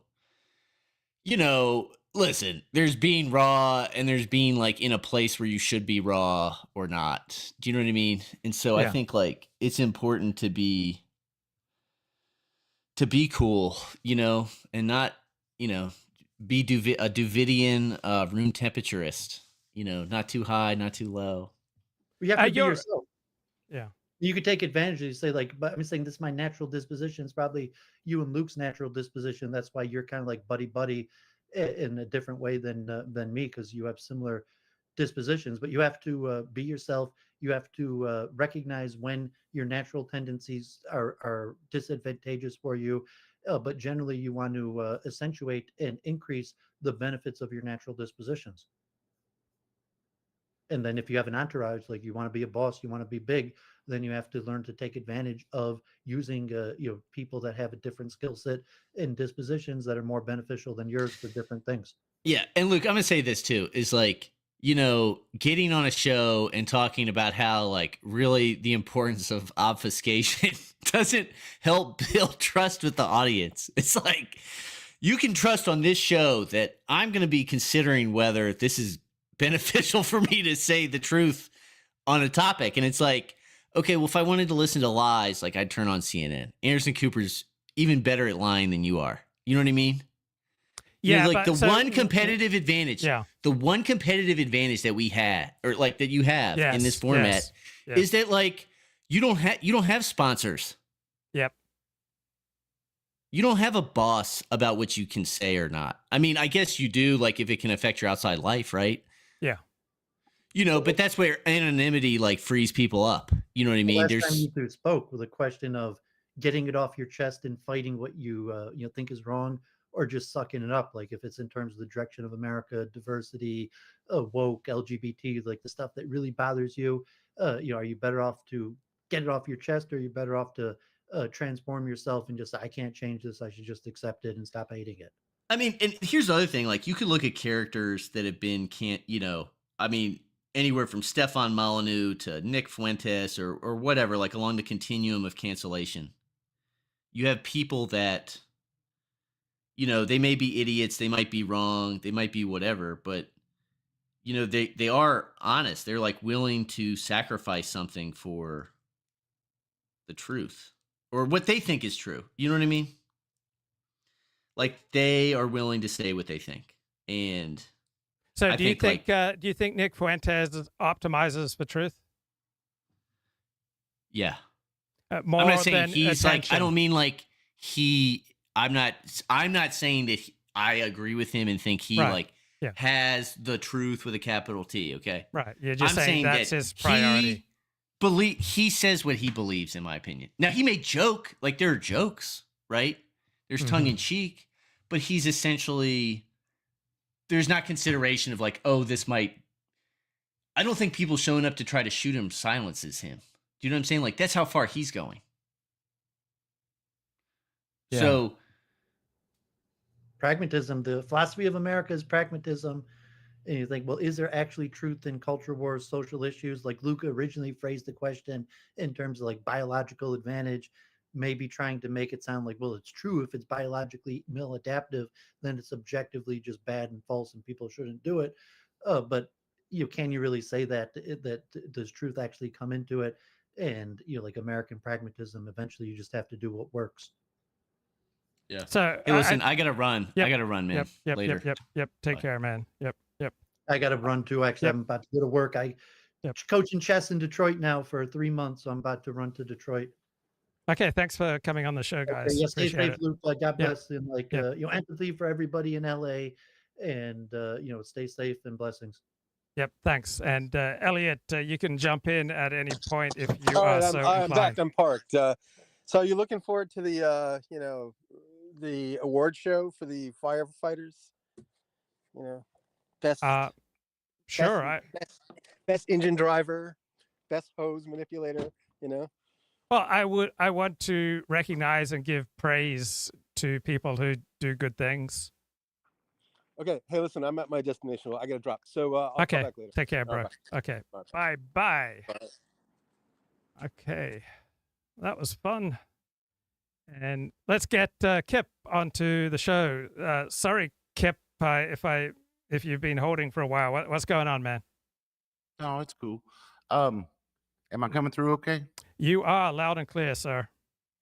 I wish I feel like you know Dooovid well enough you could answer this question for him. But I know you Jewish people, there's a view that the WASPy types excluded Jews, so people like Dooovid feel better in a multi-culti environment. But I was going to ask him, he lives there in Wayne County, there in Detroit. Do you think he would feel more comfortable if it was 90% white, or you think he feels better in the multicultural environment of Metro Detroit today? Okay, so there's no necessary connection between what people say and what the truth is. So he says he feels more comfortable in a multicultural environment. I have no certitude that is accurate. I'm not going to say it's inaccurate, but I have no idea if there's any accuracy to that. I mean, I grew up in the 80s during the time of Billy Graham crusades or whatever. So I know the white people can get a little bit stifling. I just saw it from the evangelical end, but I'm going to trust him and whoever, that I'm sure the Catholics or whatever could be a little bit stifling, but still, the way the neighborhoods were kept up, and the way just things were in general, and the services weren't taxed so much, you would think, if not Dooovid, the city of Detroit was better served by a more ethnically homogenous population. I don't know. You Well, want to speak to that? I don't put it much weight in what people say because there's just no necessary connection between what people say and what's true. What I do put weight on is where people spend their money to live, and Jews overwhelmingly prefer to live in dominantly white areas. Mm-hmm. Yeah. So That all makes the total sense. multi-county talk to me isn't important when it comes to where Jews choose to live. They want to live among white people in the United States. But Dooovid is such an honest character. You know what I mean? He's not gonna just say the fashionable thing. You get what I'm saying? So I don't Yeah, know. but Again, is he optimizing for truth? Is he optimizing for being contrarian? I don't think it's necessarily always clear. Right. Well, who knows? Maybe he'll fire back in here and give us an opinion. But anyway, I think Ricardo mentioned Stefan Molyneux, and I wasn't really into the cult of Stefan Molyneux, but I had a friend that was, and I really wondered what was Stefan Molyneux's unpardonable sin that made him persona non grata on any social platform. Well, there are a lot of things that he said that are unpopular with the powers that be, and so he is pretty close to a white nationalist, and that's about the most socially unacceptable identity in the first world today. So I don't think it's complicated. I mean, how would you not see that? Well, so you're just saying he is severely political correct, or he's not politically correct enough for public consumption, basically. Well, that's one way of putting it. Another way of putting it is that he belongs to a category of people who are the single most stigmatized people in the first world today. Yeah, I don't know. At least for my friend, I didn't see a pool of people. I only saw one friend. I don't know. The Stefan Molyneux stuff seemed to be grounding him in truth. I didn't see him stepping off into Coltville, or coming home looking like a skinhead or anything. This friend, it didn't seem to hurt him. So I don't know. It makes you What wonder. about Like, the whole encouraging people to cut off relations with their family if their family weren't nurturing? is that something he encouraged? Yes. That's the thing that he was primarily known for before his white nationalist phase, and that is to encourage people to cut off relations with parents if the parents have not been nurturing. It didn't hurt Sonny Hostin or Joy Reid when they encouraged the same thing. So you see how that Wait, they encourage the same Joy cult-like and mentality. And Sonny both encouraged Democrats to shun Trump supporters, MAGA people around the right, holidays. that's a rhetorical response. The number one thing that Stefan Molyneux was known for prior to his embracing something close to white nationalism, he was primarily known for years and years and years and years. His fame was built upon encouraging people to cut off relations with their parents if they don't experience their parents as nurturing. It's not this remark here and that remark there. This was his primary distinguishing characteristic. Mm-hmm. Okay. That's very different than saying, "Oh, if your parents voted Trump, cut them off." Right? That's a spontaneous thing that someone might say here or there. Stefan Molyneux built a career, built a following, built an income stream, made it, the distinguishing characteristic of his public mission was to encourage people to cut off relations with their parents. That's very different than a remark here and a remark there. I mean, Defoo, not nurturing enough is one thing. Toxic. I guess would be the other end of the spectrum, wouldn't it, Luke Ford? So Mm-hmm. I can't say I was listening, so I don't know exactly. But I could see, you and I could see cutting a cancerous relationship out of our Yes. lives if it was toxic. Yes. So But I have no doubt not that not for just being not nurturing. That's a big wide spectrum there, you know. So I guess I'd have to tune in to see exactly what he was talking about. But I know that he, like Nick, just like Nick Fuentes, some people were very drawn to him, and I don't know. I didn't see any negative ramifications on my friend, but then again, I didn't know the whole gospel. don't you do any research? Like you brought up Stefan Molyneux. I mean, have you done any research on him?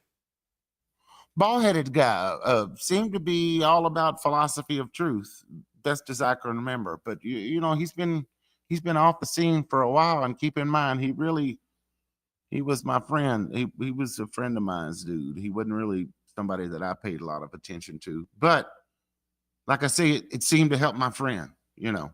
But who knows? But I'm just we- curious why.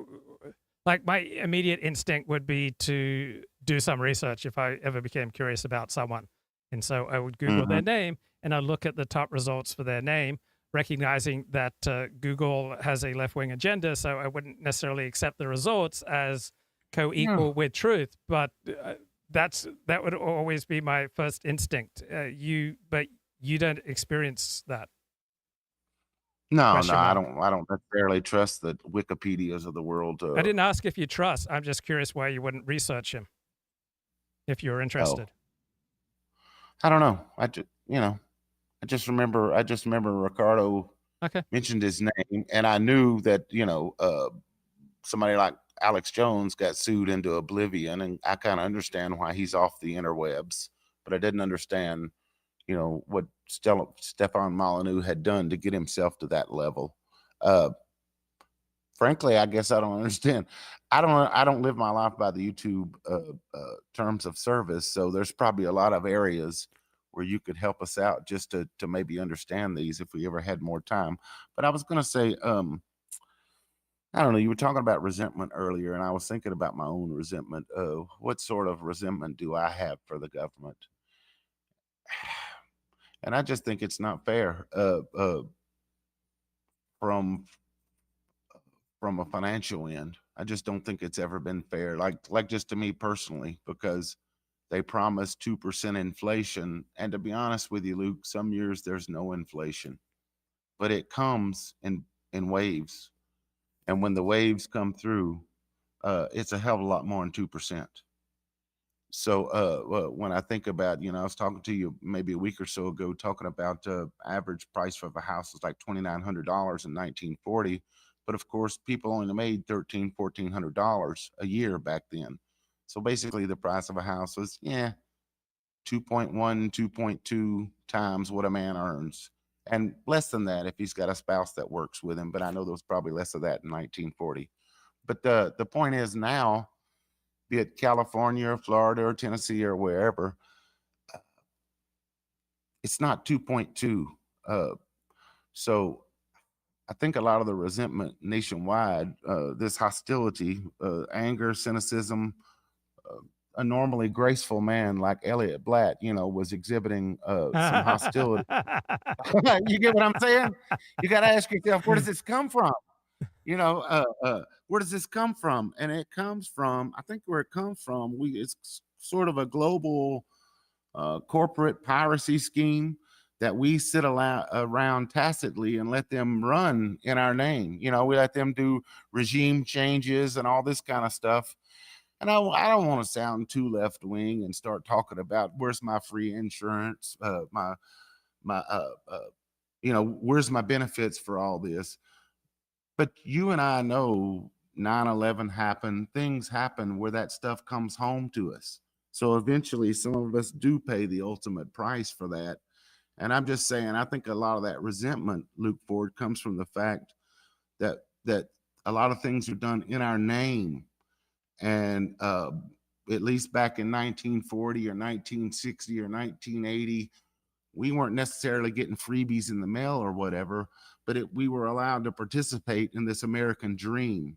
And I think the young people right now would rather sit around and watch this place burn. Hell, they might start making some of the fires themselves just to hasten the process, but it's because they can't believe. And it goes back to what I just told you. Me, for one, it's the interest. It costs so much more to buy a house, and we haven't even got into the fact of what liberated females of 2025 are all about. So that's a whole nother level of problem. But can you understand that resentment? Can you understand where that might be coming from, Luke Ford? Yeah, it's the most normal, natural human reaction in the world is to write up tickets for people who violate your unenforceable rules. I just don't see how it serves you. Well, I was just gonna say, I got to thinking about over the last day or two, what was different. I know that our grandfathers and fathers had went to wars and whatnot, but why was there such a stark difference in the amount of industriousness, determination, grit, that sort of thing that they had that we don't have now? And I got to thinking that in that time, like since my dad's been born, the government is so much a bigger percentage of our lives now, where before it used to be so small. And I guess it was the time of maybe Roosevelt that the government grew, and it just kept growing. And it's grown now, Luke, to the point to where I don't think a fella really feels like he can just go out there and hang his little shingle and maybe run in the red for 3 months to 6 months, but his good idea is going to take flight, because not only is the government so big now, also large corporations just dominate. There's just not a lot of mom and pops in general. Can you speak to that? Can you see how that's keeping people from being able to have that dream? Well, I What do don't you see it think? as preventing people from having that dream. Government can make starting a small business easier or more difficult. The government can make it easier or more difficult to operate a profitable business. So yes, the society and its government affects how likely it is that you're going to be able to thrive with a particular business. But no matter government policy, most new businesses are not going to work out. Most new friendships are not going to work out. Most new relationships are not going to work out. Most new employees are not going to work out. There's just inherent frustration in life, even apart from government policy. Mm-hmm. So, it's kind of hinging on that leap of faith, then, isn't it? The ability or inability to take that leap of faith, wouldn't it, Luke Ford? No, it's recognizing that how much of life that we don't understand, how unable we are to accurately predict the future or accurately recognize what's going on right now. It's just recognizing our own limitations. And then you do the best you can, and you, I would hope, would get advice. And then you perhaps launch a venture, but you do it in a way so that if it's not working out, you can wind it up and go on to do something else, or you do it in your spare time while you work a normal job. So I wouldn't look at it as 100% a leap of faith. There is a leap of faith component there, but there are also other components. So some people just more naturally gifted towards the type of self-discipline required to successfully run a business. Some people are much more entrepreneurially gifted than other people. Some people have better ideas than other people. Some people come from a stronger financial background than other people. So you try to recognize as much of reality as possible. You try to recognize as much of reality as possible about yourself. And then you make the best choice that you can. And then when results come in, you, I would hope, would think about it, get advice, and wind things up and try something else if it doesn't work. Mm-hmm. Yeah, you're right. Well, I was, I don't know why I was thinking about it, but when I was in the Marines, they used to give us this little thing called a little green monster that we used to have to keep in one of our cargo pockets. And it was basically like a guidebook for Marines. And I don't know, I wasn't, when it came to the physical fitness test, I wasn't necessarily the best guy or even close to the best guy in my platoon. But by George, whenever they did testing on that guidebook for Marines, I made up for it. So all in all, I think that the drill instructors appreciated the fact that I was at least trying to learn everything in that guidebook, even though I couldn't run 3 miles in 18 minutes like they wanted me to. So back to the point though, they had something called battlefield triage, and that was what you're supposed to do if you run up on a fellow soldier in trouble. And I remember it was stop the bleeding, start the breathing, protect the wound, and treat for shock. And it made me wonder, with these problems that Trump is inheriting, we as a nation, what are some of the biggest existential problems you're seeing, and what kind of solutions does he need to jump on in a triage situation? Because I'm telling you, Luke, you think everything's just cruising right along, but everything's been real weird since that COVID, since they told so many people that they weren't not essential, and then they sit around and paid them to not work for a while, and then told everybody now back to work. It's gotten real weird then. So okay, so here let me drop some things off of you, and I'll just go point by point, and you can let me know what you think. So I think the number one challenge is to deal with the number one danger. The number one danger for the United States is unnecessary conflict with Russia, and so Donald Trump's number one mission is to reduce the chances of military conflict with Russia. Okay. Take the temperature down. Yes. Okay. Yeah. Not just take the temperature down. Do everything that you can to reduce unnecessary conflict with Russia. Okay. You don't see the $2 trillion budget shortages each year as more of an existential threat, or equal to? No.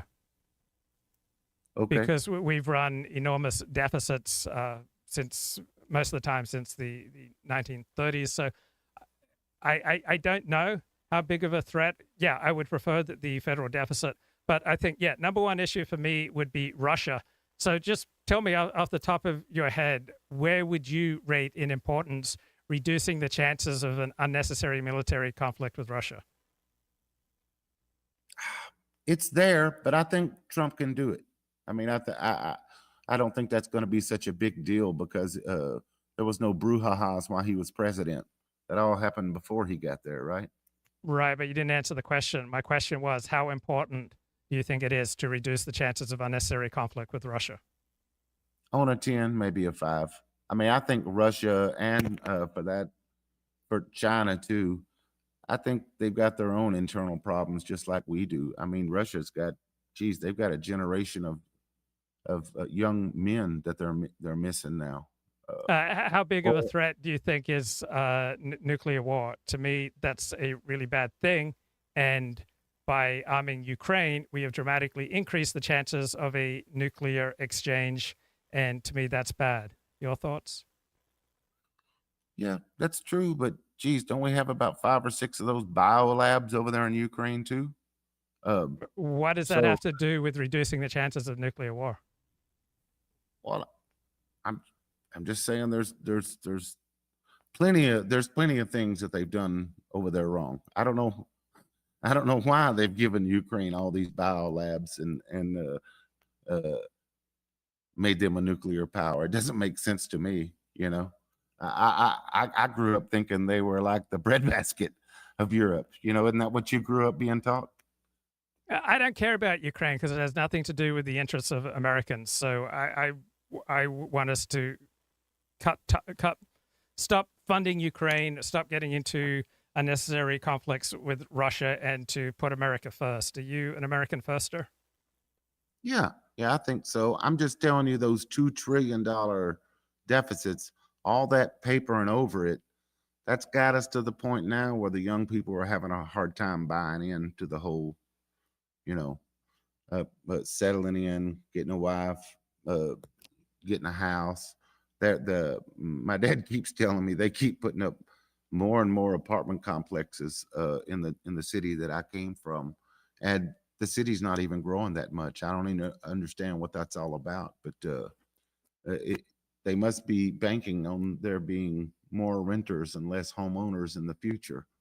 So Okay, I don't so know. do you think there's something inherently virtuous about owning versus renting? To me, it's situational. Some people in some situations are better off owning.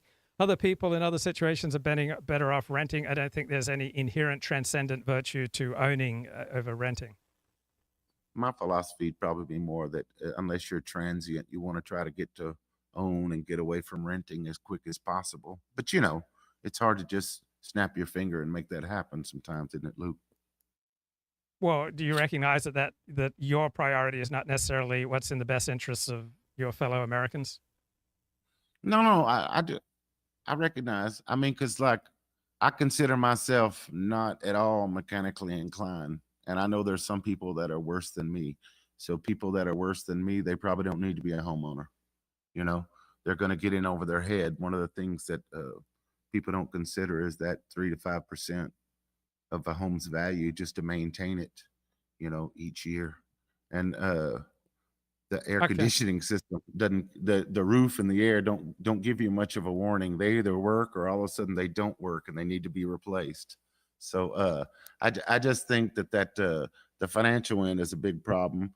And you know, something's got to be done. How we've talked about this underclass and how seems like their morals and ethics have been more mainstreamed now. You know, we Okay, saw so that with wait. You asked me a question. I said I wanted to answer it point by point, so I only gave you one point. Okay, Reduce keep the going. chances of unnecessary military conflict with Russia. My second importance for America that I'd like to see under Donald Trump is a realignment of incentives so that Americans are more highly incentivized to do that which is productive and less incentivized to engage in antisocial behavior. So part of that means more punishment for violent criminals, more law enforcement against acts of violent crime. It means realigning trade policy so that it's in the interest of your average American rather than oligarchs. It means creating incentives for people to work hard and to be productive, and creating disincentives for people to do things that are bad for America. So that would be my number 2 priority. What do you think? Yes, I like that. I would say that the Elliott Blatt school of tax them for sugary drinks and all this kind of stuff, you can see how he thinks along those lines. That's a bit too far. So just as long as we're staying away from certain slippery slopes, I'm right there with you on that. And another part of that would be, to the greatest extent possible, the end of illegal immigration. And I would also be fine with an end to legal immigration. Like 100% end? Yeah. And I would like to see as much opposition given to diversity, equity, and inclusion programs. As much what given to DEI? Opposition. I want to fight against DEI. Yeah. I get you. I get you, because that's discrimination against straight white men, is it not? Exactly. In many cases. But yeah, how about if not, how about just a moratorium on immigration? Yeah, just stop. Just stop the damn thing. Temporarily, right? Until we figure out what the hell is going on. Okay, well, what about you saw this pattern of thinking? Let me try to take it point by point. Chips are vital to America. Ergo, America's got to be into the chip business. Ergo, we need to put all this effort into Taiwan, building chips in Taiwan. What the hell, Luke Ford? What's so special about Taiwan? Don't you think that needs to be happening here? If not in Silicon Valley, somewhere. You get what I'm saying, Luke? Yeah, important things need to be manufactured in the United States, and we should reduce our dependence on Taiwan or any other foreign nation. Yes. Because what are we going to do? That's their Monroe Doctrine. That's their Monroe Doctrine. What are we going to do? We're going to come up with a Monroe Doctrine that covers the whole damn earth? You know, this is That's just bringing on problems that didn't need to be there, Luke Ford. What unless we're missing something about what is so vital about Taiwan and these ships? And I think I've got an Israel policy that you might be able to sign on with. I would like the American president to spend as little time thinking about Israel as possible. Yeah. How about the same amount of time thinking about Israel as he thinks about Sri Lanka or Botswana? And I Or don't want him caring about the Palestinians either. I don't want him thinking about the Palestinians either, or human rights in the Muslim world. I don't care. I don't want that taking up mental space. yeah, I don't know. I often feel that there's something you're holding back there. There's more to the story there. Oh, that I'm you, very pro-Zionist. I was trying to think of a way of framing things where we could find agreement. I mean, it's easy to find disagreement. no. To somehow maybe not morally justify Israel to me, but as an American, tell me why there's some sort of vital strategic interest that made Right. all I've this never make tried to make that case, not on the show, no. not to you. I've never Right, tried to make the right. case that Israel's of vital strategic interest. And same time, I'm not denying it because I simply don't know enough, and I am way too biased in this area. I am just way too inherently, instinctually pro-Israel to think clearly. But I am very much for America first. So let's go America first with foreign policy decisions, with trade decisions, with immigration decisions, with crime decisions, with transportation decisions. Let's just use the framework of America first. Oh, okay, I got you. What about these dual citizenship of people who can just conveniently go between Israel and America? Do you think? I mean, what? Well, my such framework is situations- America first. So if dual citizenship is bad for America, then I favor doing away with it. If for some reason, and people can make arguments why dual citizenship is good for America, I'm fine with whatever is best for America. So if eliminating dual citizenship, even though I am a dual citizen myself between Australia and the United States, but if eliminating dual citizenship is best for America, then I sign on with eliminating it. Right. You know, you and I have talked before about the fact that the hamburger meat that comes off the assembly line of the public schools, only 23% of those people are able to even get into the military. Is there anything in your prescription? Yeah, I am open. Yeah, I am open to banning advertising for gambling, and gambling is a health problem because when it's very easy to become addicted to it, and then it takes a tremendous toll on your sleep and your well-being. I am for banning advertising of alcohol. I am fine with banning the advertising of cigarettes, and I am open to banning the advertising of food that is just clearly bad for people. So particularly when it's marketed to children. So I am open to banning the advertising of like high sugar foods to kids, maybe to everyone. That's that's that train to Blattville there that you're hopping on when it comes to that. I'm open to it. I I don't didn't say. I see an argument. You see no argument for restricting advertising to children of products that are clearly bad for them. Children, yes. I would take it further and say even smartphones for people, geez, until they turn 19. What would you think about that? No smartphones for anyone under 19. That's a little much for me, but I'd be fine with, say, 16. So to me, a 16-year-old's functionally should be expected to be an adult. So Right. 16. Yeah, I don't. Yeah, like in Jewish life, the bar mitzvah is when you become an adult, which is at age 12 and a half for girls and at 13 for boys.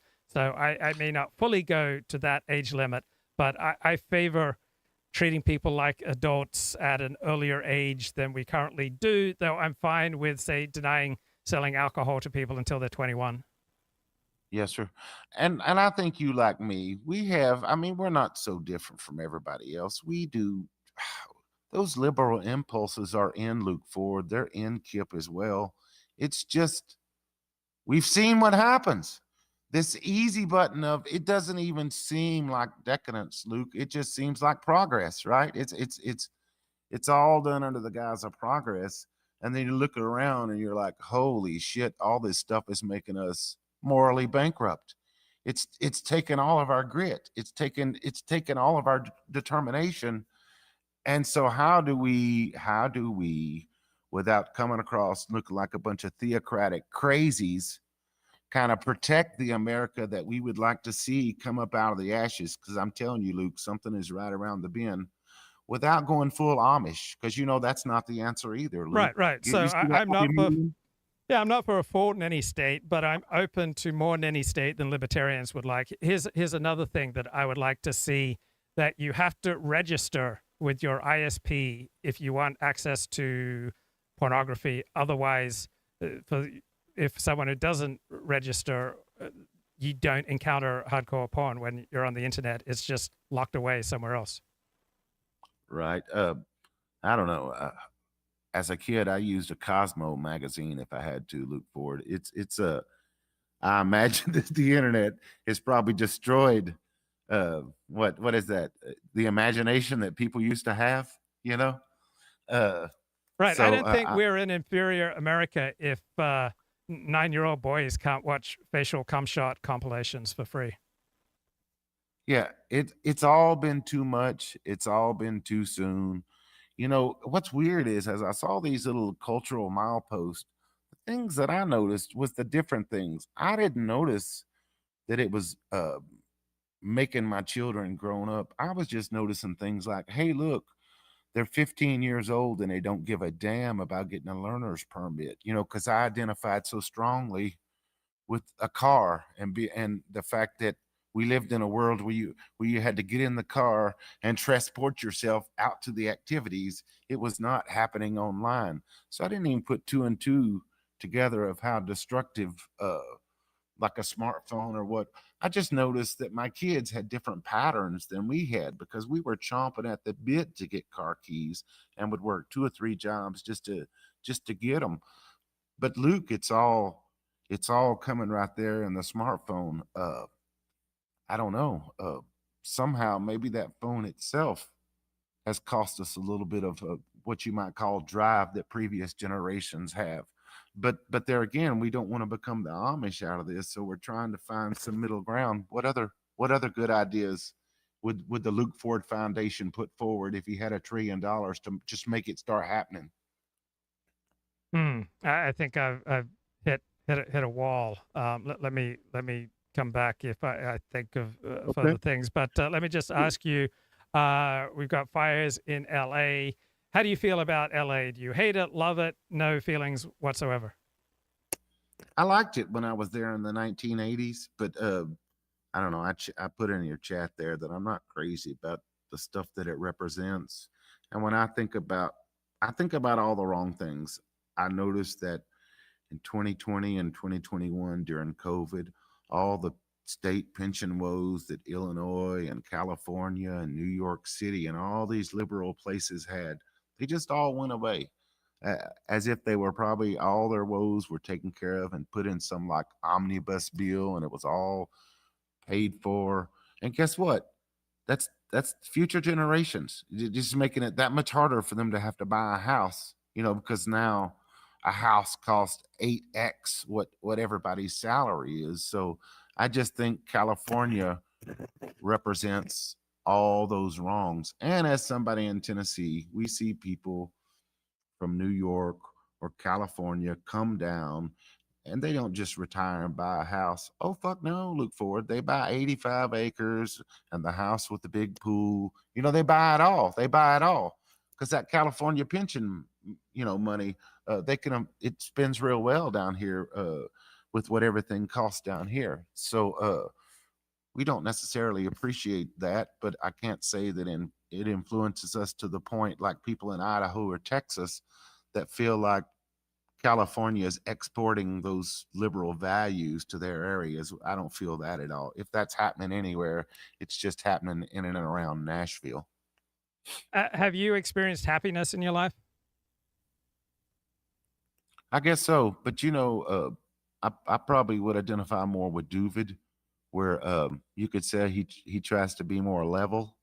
I don't like unhappiness, so if that means that I cheat towards not being too happy, then that's you fine. you dial your emotions down. Yeah, probably so. But I can tell you some of the moments where I'm happiness is like when the car breaks down and I find a way to fix it or whatever. The little things like that, where I was really in a pickle and all of a sudden I'm able to come out of that because my mind has already played forward all the dread. How the hell are you going to get home? How the hell are you going to get the car wherever? And then all of a sudden, like magic, you're able to fix it or at least get it home to where you can get something done.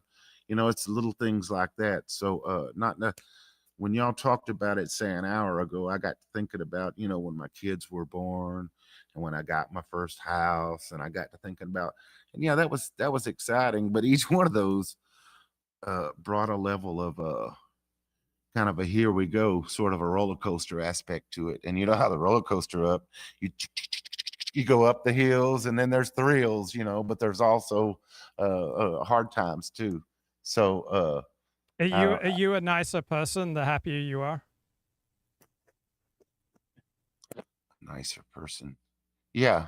The world reflects on the days where I walk out of the house whistling. Now there again, Luke, 9 times out of 10, I'm not consciously aware that I'm whistling a song when I leave out of the house, but I can tell when I'm out walking the dogs or whatever, and some people will come the other way. When I'm singing a song in my head or whistling a song out loud or whatever, they can tell that. And they'll be waving. They say, "Hey, you're having a great day, aren't you?" Or something like that. So the world reflects on you what you're putting out, whether you realize it or not. But the thing is, more times than not, I'm socially unaware, and I have to tell by the reflections that I'm getting that, hey, I'm putting it out there. So I must be, you know what I mean? I must be walking tall and high cotton today. So are you a more helpful and generous person the more happy you are? Probably so, but I tell you, sometimes that helpfulness and generosity or that willingness, a lot of that comes in many cases with your personal level. And I've told you, people that are kind of down on their luck, they're the ones they're going to be helping out or whatever because they're helping somebody give them a ride home or to the shelter or somewhere like that. When you put yourself out there in that kind of situation, you're almost forced to be at the whims of everybody else. So you see I didn't experience that. I didn't experience that. Maybe I just have great judgment, but when I extend myself with generosity, it very rarely turns into a disaster because I don't do it gratuitously. I am, even when I'm happy and feeling generous, I don't act generous without applying some seichel, some wisdom. Yeah, but what if you happen to be, I don't know, lost your wallet and you're down at the bus station, wherever that is in LA? You're going to be forced, sort of down on their level, and you're happy. You know what I mean? You're going to have to be sort of different, at least until you can get back home and replace those cards that you lost in your wallet or whatever. Just at least until then. Does that make sense? Yeah, I'm going to feel differently in different situations. Yeah. But yeah, just in general, this resentment, and I don't know if you see it, Luke, but just sort of this, our government and really all the governments of the West with these corporations, and it's sort of like a hand in glove. And it's like I didn't even notice, but Canada was, getting imported people, and we're getting imported people, and everybody that has a lot of white faces is being imported people. And it's like nobody ever even had a say so in the matter. Where was the vote on the matter? And I don't know. The resentment probably comes from, if I didn't know better, I would think that our government doesn't even serve us anymore, that it's serving it's beholden to some sort of a corporate overlords, and the we the people part has just been kind of pushed in the background, just kind of like our traditions, Luke. I'd mentioned to you who we need to put some statues up. Who should we put statues up for? And it's just because it seems like all of our traditions, somehow liberal virtue signaling took the place of all our traditions. Are we better off? I don't think so. I think we need some of those models to be shooting for. Isn't it amazing that the universe doesn't operate according to our desires? It should, though. It should. Oh, yeah, because absolutely. They're well thought out desires. Yes. If they were flipping, I wouldn't even bring them up if they were flipping. Exactly. Right. Have I kept you enough, bro? Good to talk to you, bro. All right. See you, man. Bye. See you, man. Bye. Okay, I want to take a little break here, and here's a thinker who you will listen to your benefit in general. He is a philosopher, and philosophers tend to have the highest verbal IQ of any academic department. That doesn't mean I'm some blanket fan of philosophers, but I happen to know disproportionate number of professional philosophers, people who make their living doing philosophy. And one person who will benefit you is Michael Huemer. And he's written a book, I think, on progressive myths. That there's implicit bias against men and in favor of women. Okay, so that's why there might be a reverse pay gap, although I'm not sure if there really is. Okay, we turn to the second myth, which is about racist police shootings. So many people appear to believe that the police in America kill many Black people every year out of sheer racism. They're just going around shooting people because they're Black. Is this true? So this is evidence that the myth is really widespread. So Skeptic Magazine did a survey where they asked people, if they would estimate how many unarmed Black people were killed by police in 2019. And they gave them these options, like about 10, about 100, about 1,000, about 10,000, or more than 10,000. About 29% of people thought that the number was 1,000 or more, right? So over 1,000 people, unarmed Black people being shot by the police every year. That's what they thought.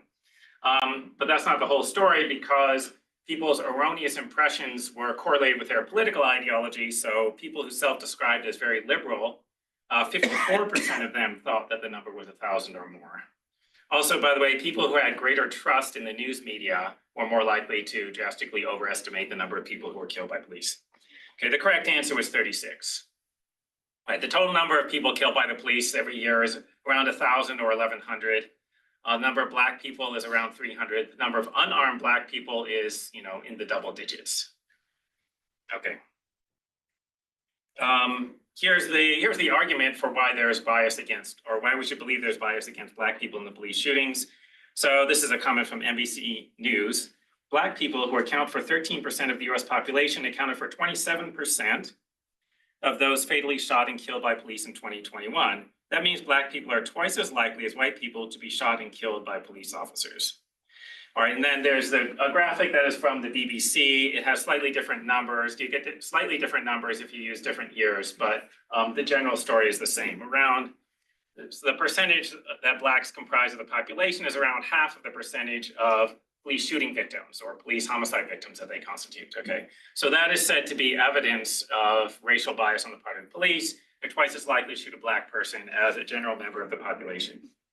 All right, sound good? Is that a good argument? Now, if you bought that argument, I would like to tell you about an even more shocking example of prejudice by the police it's just going to blow your mind.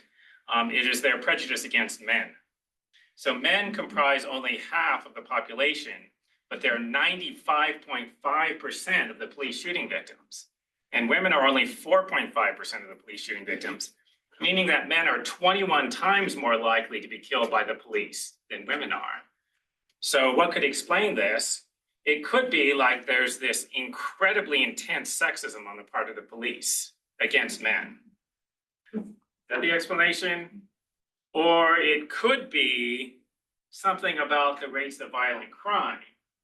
So it turns out that men commit about 88% of the homicides, and women only do 12%. So it could have something to do with a greater tendency to violent behavior on the part of men. if you look specifically at violence against police, it's even more lopsided, right? So in one particular year, and this might vary from year to year, but 98.5% of the people who killed a police officer were men. And as a matter of fact, there was one woman, right, which comprised 1.5% of the total. There was one woman who assisted her husband in killing a cop. So she wasn't even the instigator, she was just helping her husband. Okay. So it appears that men commit more violence and more violence against police. And these are proxies, reasonable proxies for their tendency to do something threatening or violent in an encounter with the police that could plausibly lead to a violent police response, even in the absence of prejudice by the police. Right, so that's why those statistics are relevant. Sound right? Sound reasonable? Yep. Okay. If you buy that, then how does this apply to the case of race? So again, it was said that Black people are about 2 times more likely to be killed by police than whites. Could this have something to do with the rates of violent crime?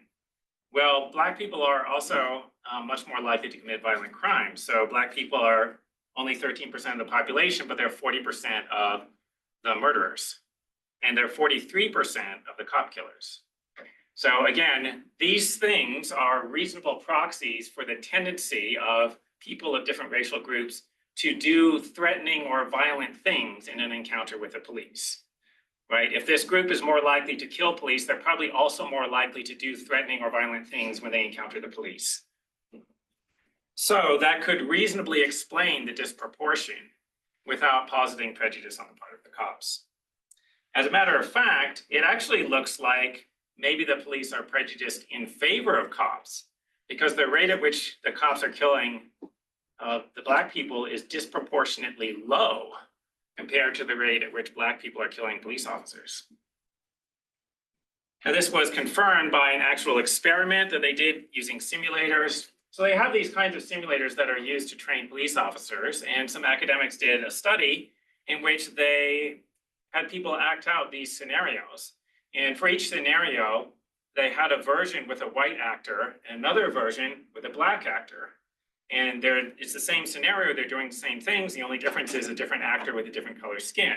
So they wanted to see whether the police, and so in these scenarios, the police are supposed to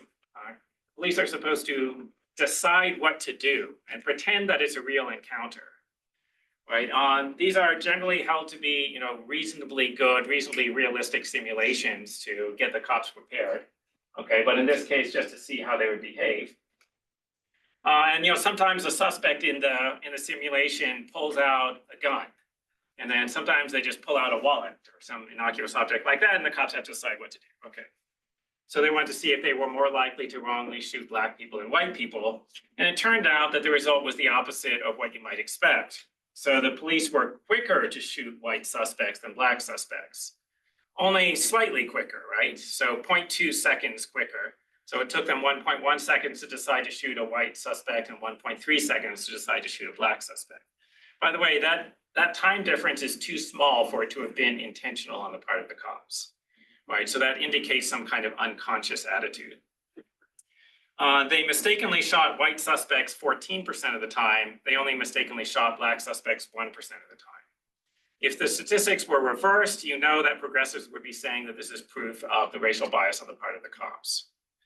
Right, so it looks like, if anything, there's a racial bias in the opposite direction. There's a reverse racial bias.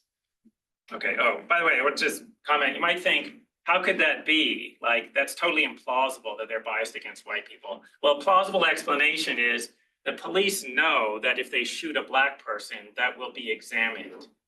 They will be examined in the media, and they will get public attention for it. And if they shoot a white person, they will not. And the way that we know that is that actually many white people have been shot by the police, many more than the Black people who were shot by the police, and they don't become national news stories. Right, so plausibly, the cops know that if they shoot a white person, maybe just unconsciously, they know that if they shoot a white person, they won't really be examined in the media.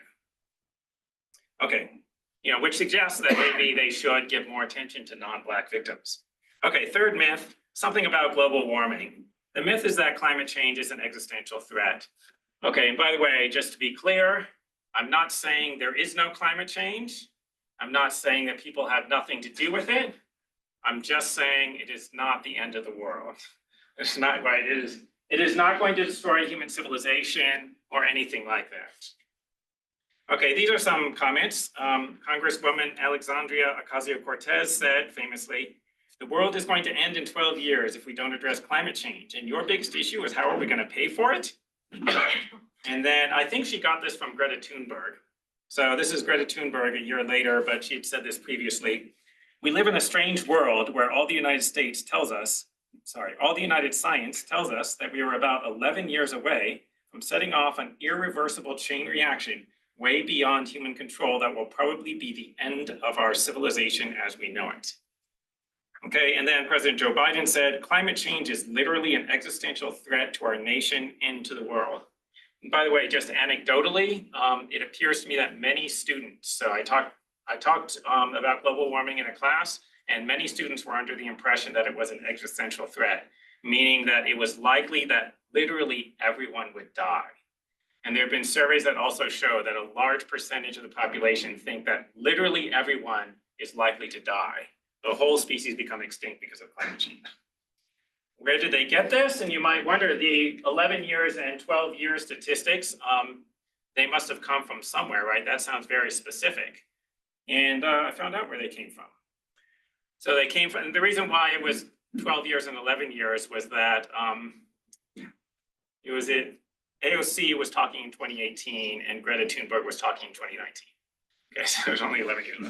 Okay, it came from an IPCC report called Global Warming of 1.5 degrees C, which was published in 2018. But that report did not say anything about the end of human civilization. It did say something about doing something to stop climate change within 12 years. What they said was that we would have to drastically reduce CO2 emissions by the year 2030, so within 12 years, in order to prevent global warming from exceeding 1.5 degrees C relative to pre-industrial times. And by the way, we're already at 1.1 C relative to pre-industrial times. So, okay. They did not say that failure to do so would destroy our civilization, and they have never said that. They have never said anything like that because they're not crazy, alarmist political activists. It's the political activists who are saying things like that. These are some comments from mainstream climate scientists. There are more comments in the book along these lines. So this is from Adam Schlosser, who is the deputy director of the MIT Joint Program on the Science and Policy of Global Change. "If I had to rate odds, I would say the chances of climate change driving us to the point of human extinction are very low, if not zero." And then from Michael Mann, who is one of the leading climate alarmists. And by the way, if you know what this is, Michael Mann is the author of the famous hockey stick graph. Okay, so he's like, if anyone, he's like a celebrity in the climate alarmism world. So he said, "There is no evidence of climate change scenarios that would render human beings extinct." So there's what the scientists say, and then there's what the political activists say that the scientists say, and those two things do not match. These are examples of mainstream projections. So these are things that just ordinary mainstream scientists who are worried about climate change are saying would be the costs of climate change. So the IPCC was estimating that there would be maybe in excess 250,000 deaths per year by mid-century. I didn't find an estimate for the end of the century. That was what I found. But just by the way, the 250,000 deaths, that will be about 0.25% of the total death rate for that year. So total number of people dying that year will be around 91 million. William Nordhaus, who is a well-known economist who works on climate change, estimated that by the year 2100, climate change might be costing us 2.5% of total GDP. Now, 2.5% is not something to sneeze at. We will care about that at that time, but bear in mind that those are going to be people who are vastly richer than us today. So it's going to cost them, it's going to cost what we would consider super rich people, 2.5% of their GDP. That is very far from 100%. That's very far from killing everybody. The ocean level rise that's anticipated by the IPCC is between 0.4 and 0.8 meters by the year 2100. This is not going to bury Manhattan. It's not going to submerge Manhattan. It's not going to submerge the Statue of Liberty or anything, things like that. it will plausibly result in greater risk of flooding in coastal cities. So the problem with the ocean level rise is not really that a bunch of cities are going to be underwater. That's silly. The problem is that there will be a higher risk of flooding. Okay, that's what people are saying. Okay, and now what is wrong with having all of these myths?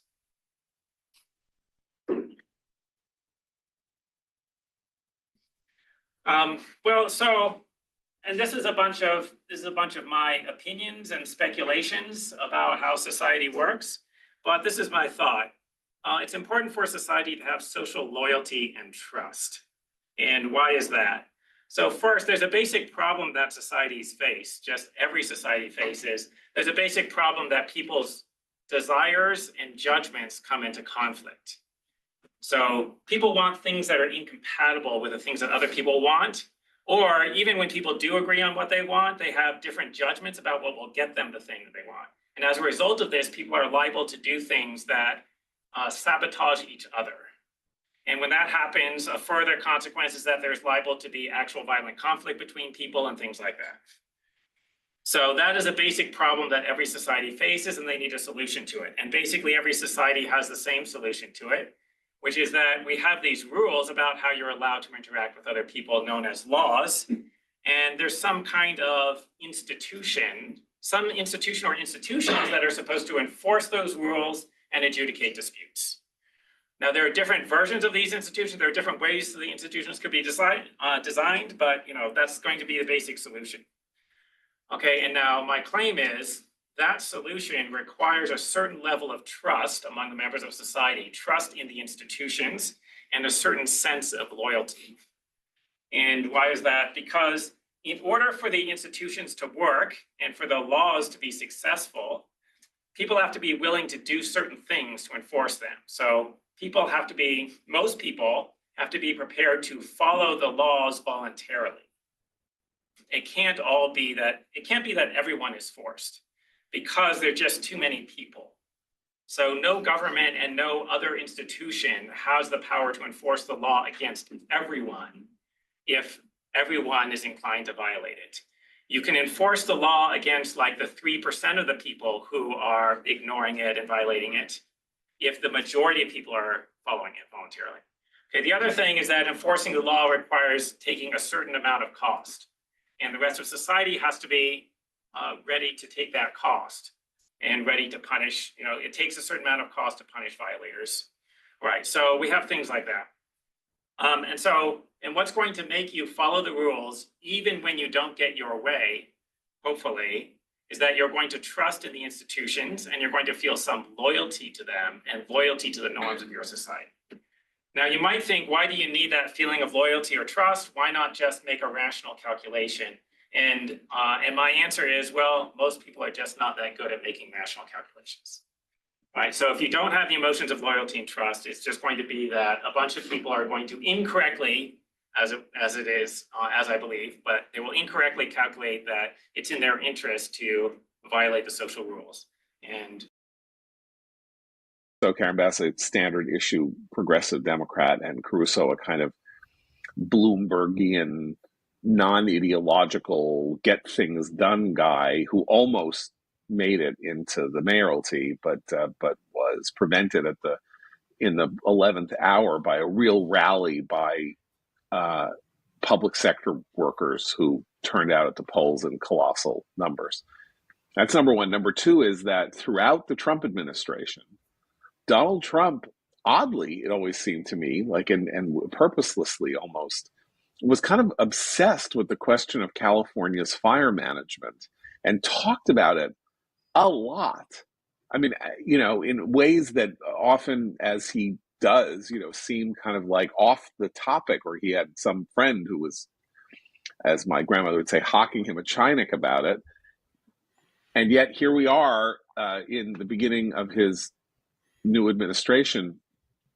And some of the things that he talked about, which aren't really germane necessarily to this fire, because a lot of it had to do with forest management and how California was leaving things on the ground instead of burning them up or whatever. But nonetheless, he spoke about the different. He also talked about access to water, actually right in yes. California quite extensively, and how it was, and that water was being run into the ocean in order to divert it from places for ecological reasons or for conservationist reasons or for reasons having to do with supposedly endangered species. So whether or not it was all that germane, it's kind of eerie that this topic that seemed to consume him and not all that many other people has now come to the forefront of American politics just as he is taking office. And so the promise that Trump will be a new kind of politician with new kinds of solutions to new kinds of problems is now right in front of us. We're not talking now about Iran. We're talking about California. We're talking about, a situation in which tens, if not hundreds of billions of dollars of damage are going to be registered in one of the bluest areas in the country. Right. And, Trump also made it political by issuing a statement criticizing Governor Newsom for the actions that you mentioned, specifically this water bill.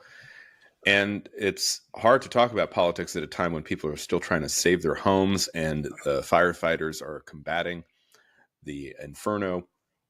I think at the time of recording today, some 5 people have lost their lives.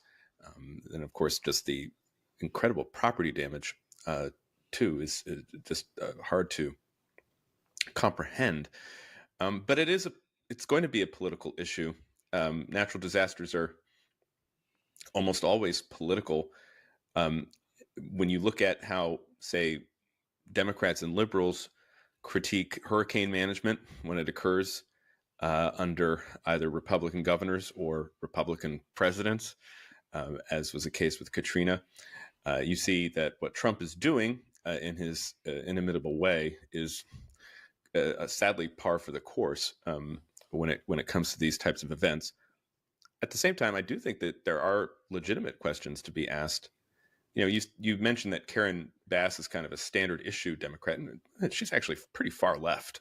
She's kind of run away from her far left background in the heat of a surprisingly kind of contested race with Caruso a couple years ago. But she is a far left Democrat. There's no question about it.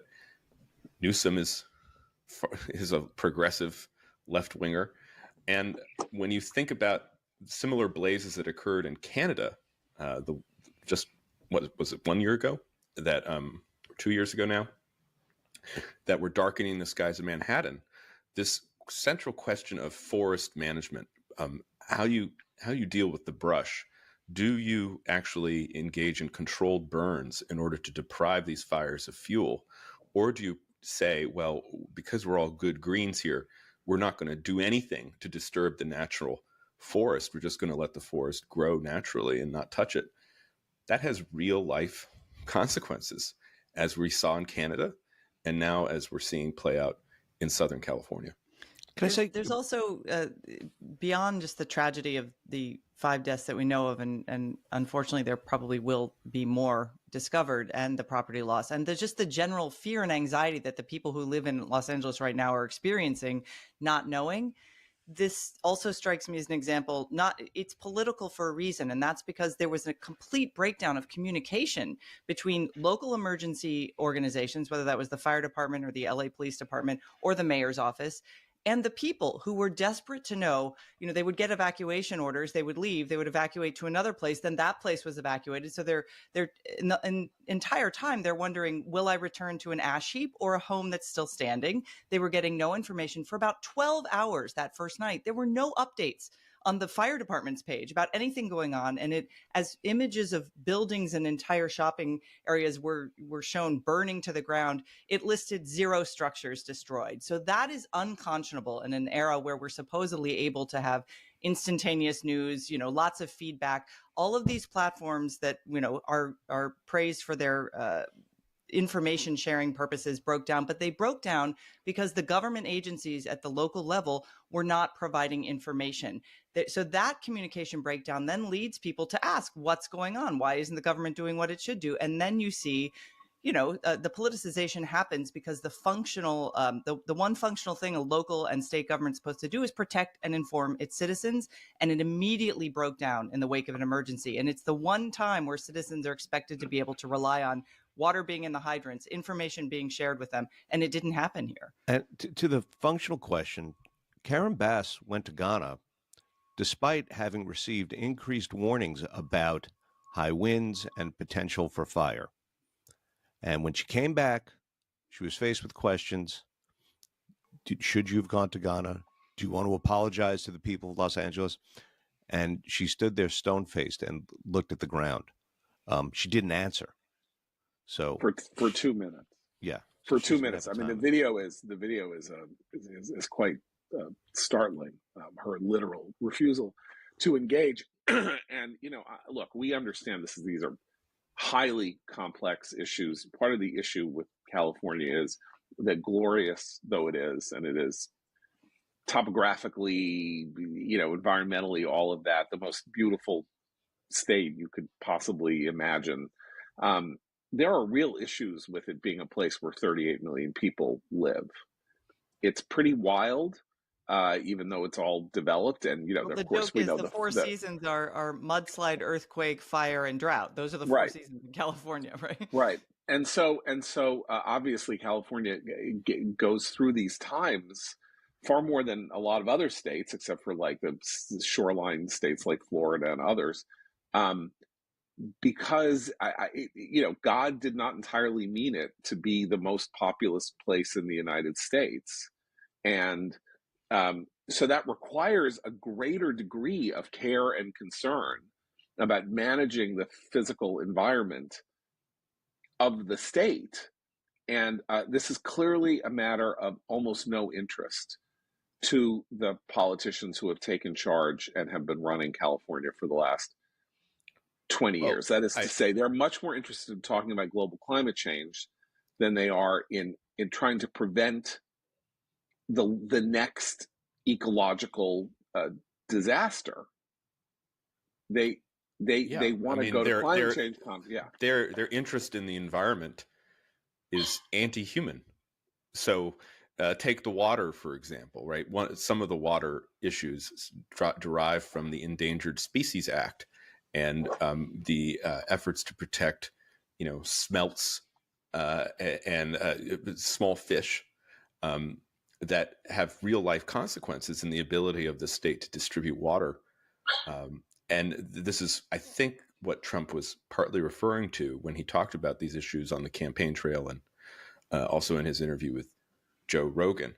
Think about how the anti-developmental mentality, right, not only affects the housing supply in California, making housing ridiculously expensive, but it also creates issues in terms of, say, evacuating from Malibu, where you.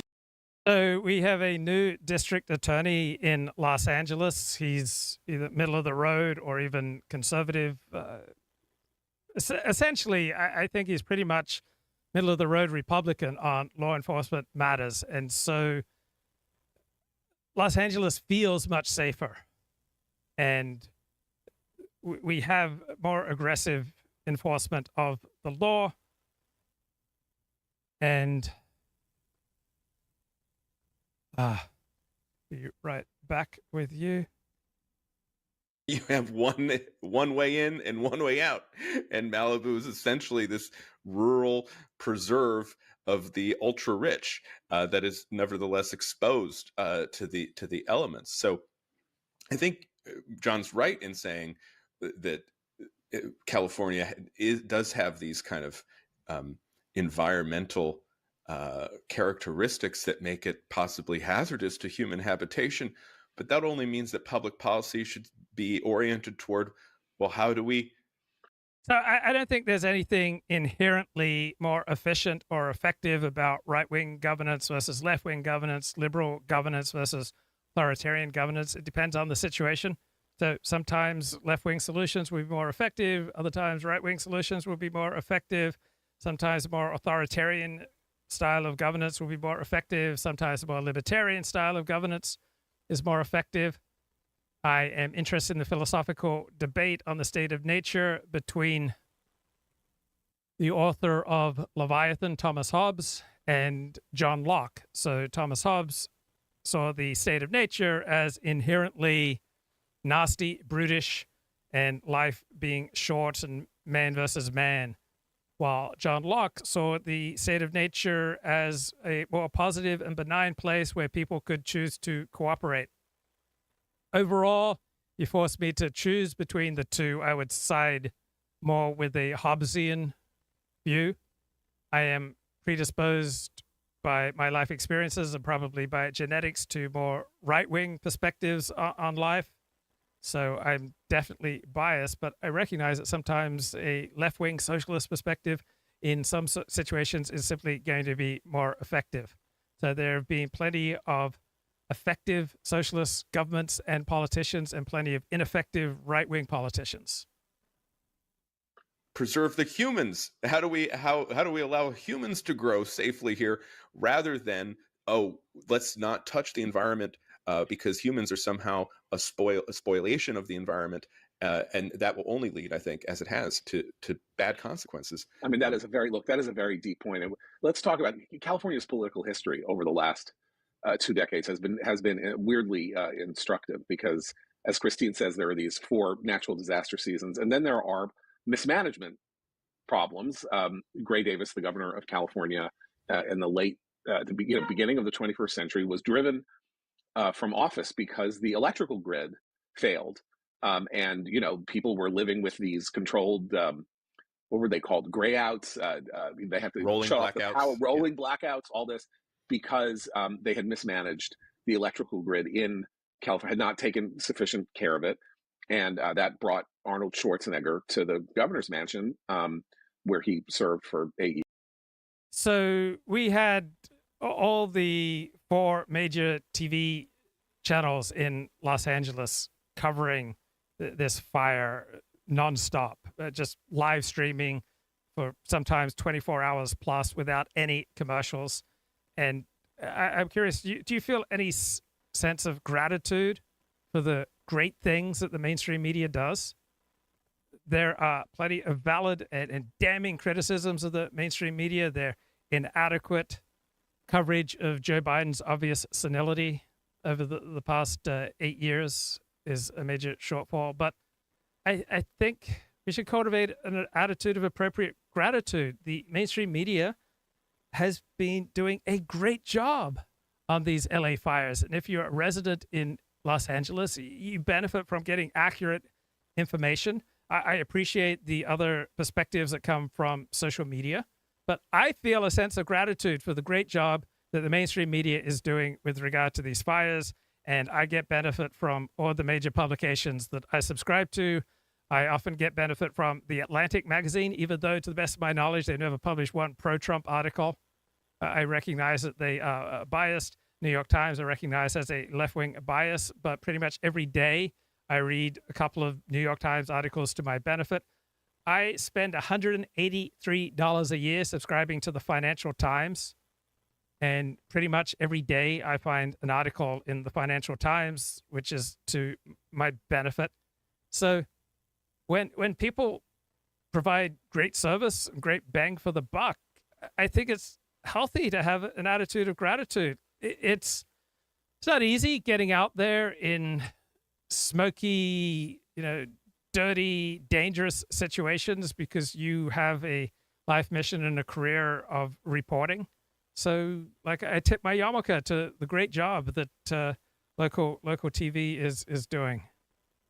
Years, and then whatever ideological nonconformity he showed was quickly sort of put in the rearview mirror by a return to just straight on progressive Democratic Party rule in the form of Gavin Newsom, and then of course the state legislature and the people who got elected there, so you have electrical problems, you have environmental problems, you have forestry problems, you have, as Matt says, this kind of weird thing where you have 40 million people crammed into a state that is less concerned with making it livable than it is with some of these more abstract ideas about how to. Well, and we should add the policy choices regarding homeowners insurance, that the state of California caps on homeowners insurance value, things that were happening before the fires, that were a response to insurance industry issues that California was quite draconian about, and that now the residents who've lost their homes in fires are unfortunately going to be literally. Well, that is a key point, because so there are two, we're talking about Trump and populism, and there's a lot of conversation about populism and all of that. And there was a form of left-wing populism that the Biden administration hews to, and that obviously Gavin Newsom and the California legislature hew to, which is people are getting screwed by giant companies. And so the giant companies need to be constrained by top-down legislation that does things like cap prices of drugs and, Yeah, so sometimes it's giant companies who are screwing you. Sometimes it's giant religion that will screw you. Sometimes it's giant government bureaucracy that will screw you. Sometimes it's giant wildfires that will screw you.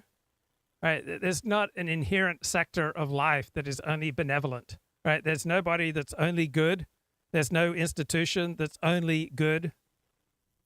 Right? The world's a very complicated place, and sometimes our biggest struggle is with government. Sometimes it's with tsunamis, sometimes with earthquakes or wildfires or crime or business. Right? The world's a complicated place. Controls prices of pharmaceuticals, and in this case caps the cost of insurance policies. So what happens in such circumstances? Insurers decide that it is not worth the risk to insure in California, and people had great trouble once they capped insurance rates getting appropriate fire insurance. And this is why this story, we're only at the very beginning of what could be a political apocalypse in the United States, because of policy choices made by elected politicians who are going to have to answer for the consequences that seem now to be relatively direct. So why are these neocons so frequently thoughtful? Because they're high IQ, and even if you don't agree with their neocon philosophy, these are really smart people at Commentary Magazine. And so you can benefit from people even when you passionately disagree with their politics. Like, you have a $5 million house, so you're a wealthy person, granted. Okay, but you have a $5 million house, and you were unable to get proper levels of fire insurance for it. It burns to the ground. You're going to get $1 million back in value on a $5 million house, and you are thrown into penury as a result. All of it speaks to a larger blue crisis, I think, which is that the great irony here is that you have California, which is a state that arguably, because of the natural disasters, because it is so topologically diverse and populated, requires more than any other state the most basic, concrete functioning of governments, right? Like to keep people safe, to keep things running in spite of conditions and so on. And at the same time, you have a governing ideology for a long time that is focused on abstractions, right? Having to do with modern liberalism. The gap between doing the basic job of governance, especially in a state like California, and the things that they're up to, in terms of social programs and whatever else, all the ideas that. Well, DEI, right? I mean, we had the fire department. The Yes. LA fire department was what the rules of how to become an LA firefighter were changed in order to de-emphasize white male physical strength in favor of a more diverse firefighting. So a great tweet here. Imagine cutting off close friends and family members because they didn't vote for your team. Meanwhile, this is the ruling class, and you see photo of Barack Obama and Donald Trump enjoying each other's company and having a good laugh. Workforce. Now, we have no reason yet to question that the firefighters themselves have done anything but heroic work but the in money this regard. spent on those policy Right. choices matters, because that's Right. money not spent on training and recruiting and keeping at their peak performance the equipment and the firefighters themselves. Look, I think catastrophe exposes one, human weakness. We are powerless ultimately against nature. And two, it also tests leadership, the metal. All right, we're not powerless against nature. We have some power. We don't have ultimate power. We're not powerless against ourselves. We don't have ultimate power, but we have some power. We're not powerless against our bosses. We have some power. We're not powerless against the government. We have some power, right? It's just that we don't have ultimate power. over anything or anyone. We can influence people, we can contribute or detract from the world around us, but we don't get to rule. A medal of leadership. And so what we're seeing right now in California, tragically, is political leadership that really doesn't know what to do because it's so consumed by virtue signaling and placating the various public, private interests, special interests that govern the state. So, yeah, I mean, California's problem is ultimately liberalism, and that's why people are driving away from California, have been doing so for a decade now, and I think are likely to actually accelerate that move to other places, primarily red states, in the aftermath of the inferno. But you have to contrast that with, on the one hand, say, Governor DeSantis, right? So there the power of nature is on display with hurricanes. DeSantis has, I think, exhibited a great leadership, command, but also an ability to reconstruct and rebuild very quickly. I'd also point to Governor Shapiro of Pennsylvania. I mean, look, he's a liberal Democrat. He's a partisan. But when that piece of 95 collapsed, he said, look, we're going to build it right away. And they did. They got a solution up very quickly. I don't know if Newsom, and I seriously doubt Karen Bass's capacity to do something similar. And just one other maybe point of comparison is, if only there was some kind of simple test where we could quickly ascertain somebody's cognitive capability. If there's only some measure for somebody's cognitive capability that was a rough approximation of reality. Oh, wait, there is such a test. It's called the intelligence quotient, otherwise known as IQ, which is the most replicated, most useful, most insightful, most predictive, and most explanatory simple test for how people work and how the world works. All right. So the more intelligent the person, the greater their capacity for abstract thought. And so the most predictive test for how good an employee will be is his intelligence level. Right? Smarter people do higher quality work. Smarter people commit fewer crimes. Smarter people have a greater capacity for empathy. Now, is every smart person just a wonderful person? No, obviously not. We're talking about capability.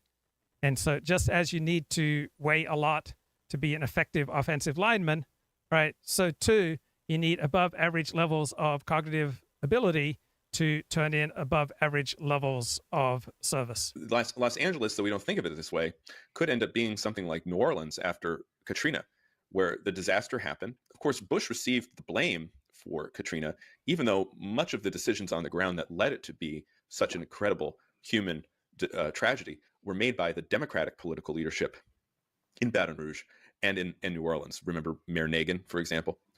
Well, even though at the time everyone was going about Bush, beneath the surface in the politics of New Orleans, huge things were happening. One, a lot of the city left. They went to Houston.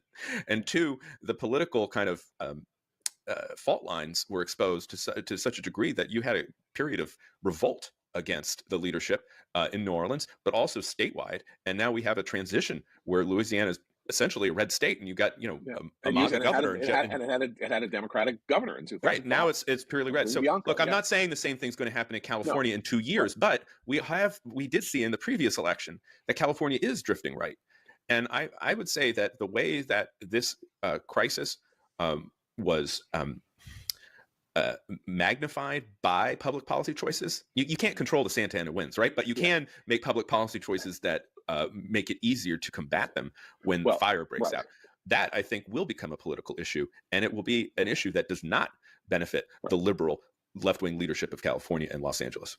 One of the deepest, earliest examples of what we might call neoconservative thinking came from Nathan Glazer, who was one of the original assistant editors on Commentary when Commentary was founded in 1945. And then, of course, was the co-editor of the Public Interest, the foundational neoconservative social science and government policy quarterly that came into being in the 1960s. And that said that the crisis in urban governance, because that was his subject, was urban policy, came about when city leaders or city governments stopped doing what they knew how to do, which was collect the garbage, control crime on the streets. Those are really the two major examples. Shovel the snow. And tried to start doing things that nobody knew how to do, like eliminate poverty, alleviate joblessness.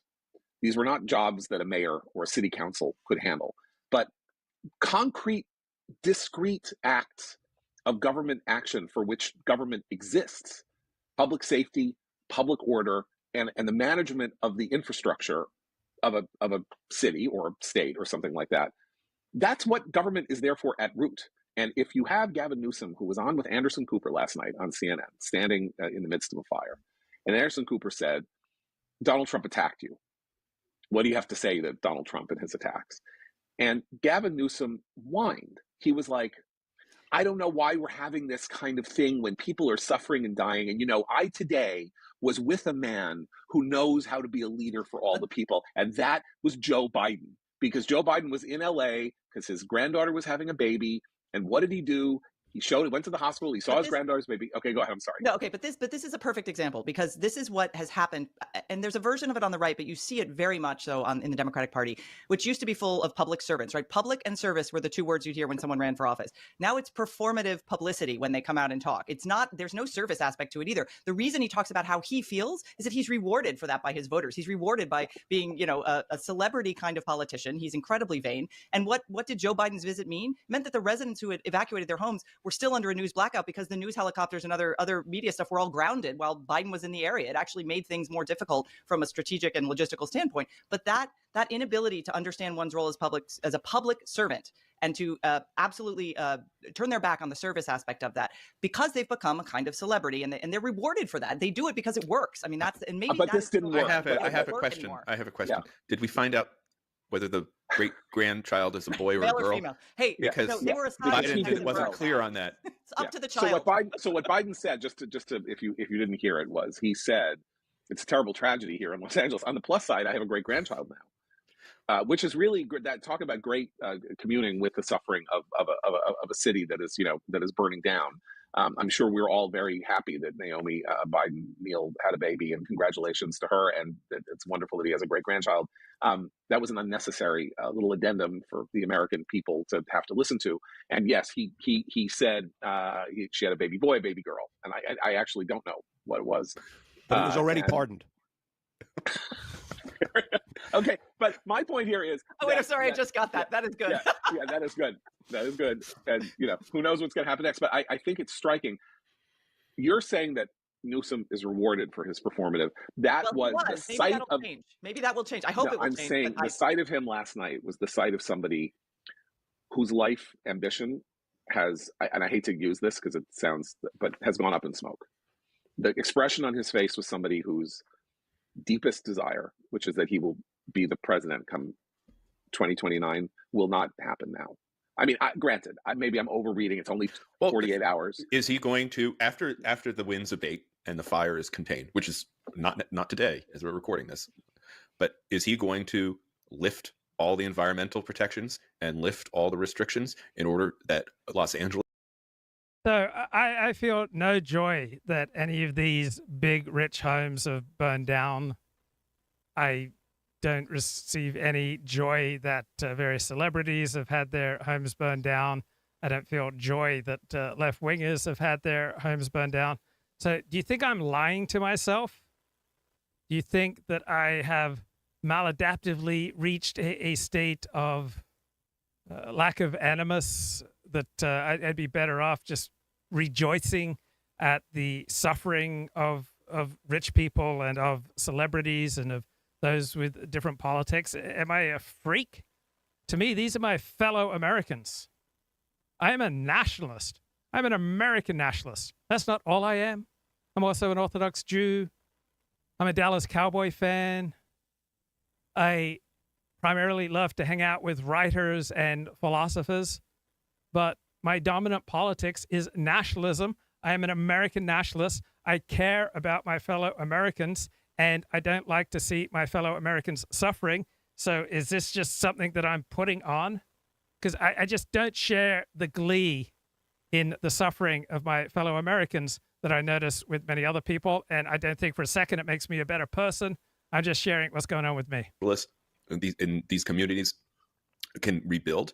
That will be the test. Is he going to say, look, we experienced as a community this incredible catastrophe, but it's up to us to do everything to bring back Los Angeles better than ever, in particular, in light of the fact that the Olympics are coming to Los Angeles in 2028. Is he going to do that? That will be the test. And if he can't do that because he's imprisoned by his ideology, which is what I suspect, then I think you're right. It's going to be a huge political liability. And that's part of the collateral. I don't pay much attention to Los Angeles politics. Most Los Angelinos don't pay much attention to Los Angeles politics. Politics does not play nearly the same intense, pivotal role in Los Angeles than it does in New York City. So I haven't filled my show with vituperation about Governor Newsom or Karen Bass or the Democrats who run California, the Democrats who run LA. So I don't claim to be particularly attuned to wildfire policy in Los Angeles, California government. Collateral damage of. By the way, the other thing is the stone-facedness and the muteness of Karen Bass as she stood in the airport being asked this question. Again, very striking contrast to. And Kemedov's got an interesting point in the chat. Is hatred of LA in part hatred of LA as a source of degeneracy? And then how much of that hatred of LA as a source of degeneracy has a self-loathing aspect, right? Sometimes we hate ourselves for consuming degenerate product and that doesn't feel good. So it's just easier to hate someone else because we consume degeneracy. Good examples of crisis management by politicians in the face of disaster. And I want to keep being, like a DeSantis PR person, but no, DeSantis, you should, because he's he is right. So, I'm sorry. What does he do? Yes. When he appears after, I was in Florida after both of the most recent hurricanes, like in one case. Okay, I listen to these guys talk and they are 10 times wiser, smarter, more insightful than I am. That's why I play so much of them. And I don't agree with so much of their politics. Not that less than a week after everything. And already you could see at both the county level, the state level, at every level. Right. I think it's a good thing to recognize when other people excel you and to not envy them and not to hate them, but to recognize the great things that people do, even though they belong to a different team, even though they have a different politics, maybe have a different religion, right? There's excellence all around us. I don't think that hating excellence and having negative feelings about other people's excellence and being filled with vituperation because we have been excelled by someone else, I think that's a good way to live. Level he was communicating, it was a very organized effort, and yes, there were things that come up here and there, but they have a team in place that is ready to go when the minute a tropical storm starts to form, and that is how we go. Right. That's one thing. The other thing is that he stands in front of a microphone, he says, okay, here's what we're going to do, or here is what is happening, and here is what we're going to do. Step 1, step 2, step 3, step 4. And Gavin Newsom is like. So Governor Chris Cuomo of the state of New York gave the appearance of competence, but not the quality itself. Ron DeSantis has delivered both the appearance and the quality of competence, it appears, in Florida. And I suspect that Ron DeSantis would probably be a far more competent chief executive of the United States than Donald Trump. Donald Trump is being mean to me. That's a very he's telling his camera contrast. angle, and then he's saying Donald Trump is mean to me. Nobody cares about Gavin Newsom right now. Nobody in LA or in California cares about Gavin Newsom's emotional state. What they would like is a sense of somebody saying, yeah, here's what we're going to do. Planes are going to try to, we're doing what we can to get the planes with the water to drop the water on the fires. Now, we cannot expect the LA fire department to put out a fire of this magnitude. We're going to have to do this and that. We are setting out the National Guard to help with the evacuations. I mean, I don't know what the steps are because I'm not the governor of California for however long he's been governor of California. And I haven't lived in a state that has faced numerous statewide infrastructure crises for more than 2-3 decades. You would think, because that's the case in Florida, that beginning with Hurricane Andrew in 1992, the entire Yeah, but would Ron DeSantis get us Greenland? Good challenge, Elliot. way that Florida dealt with natural disasters was flipped on its head. And everybody said, we can't go through what we went through in 1992. We need to change building codes. We need to do this. We need to have an emergency management thing in place that meets every week.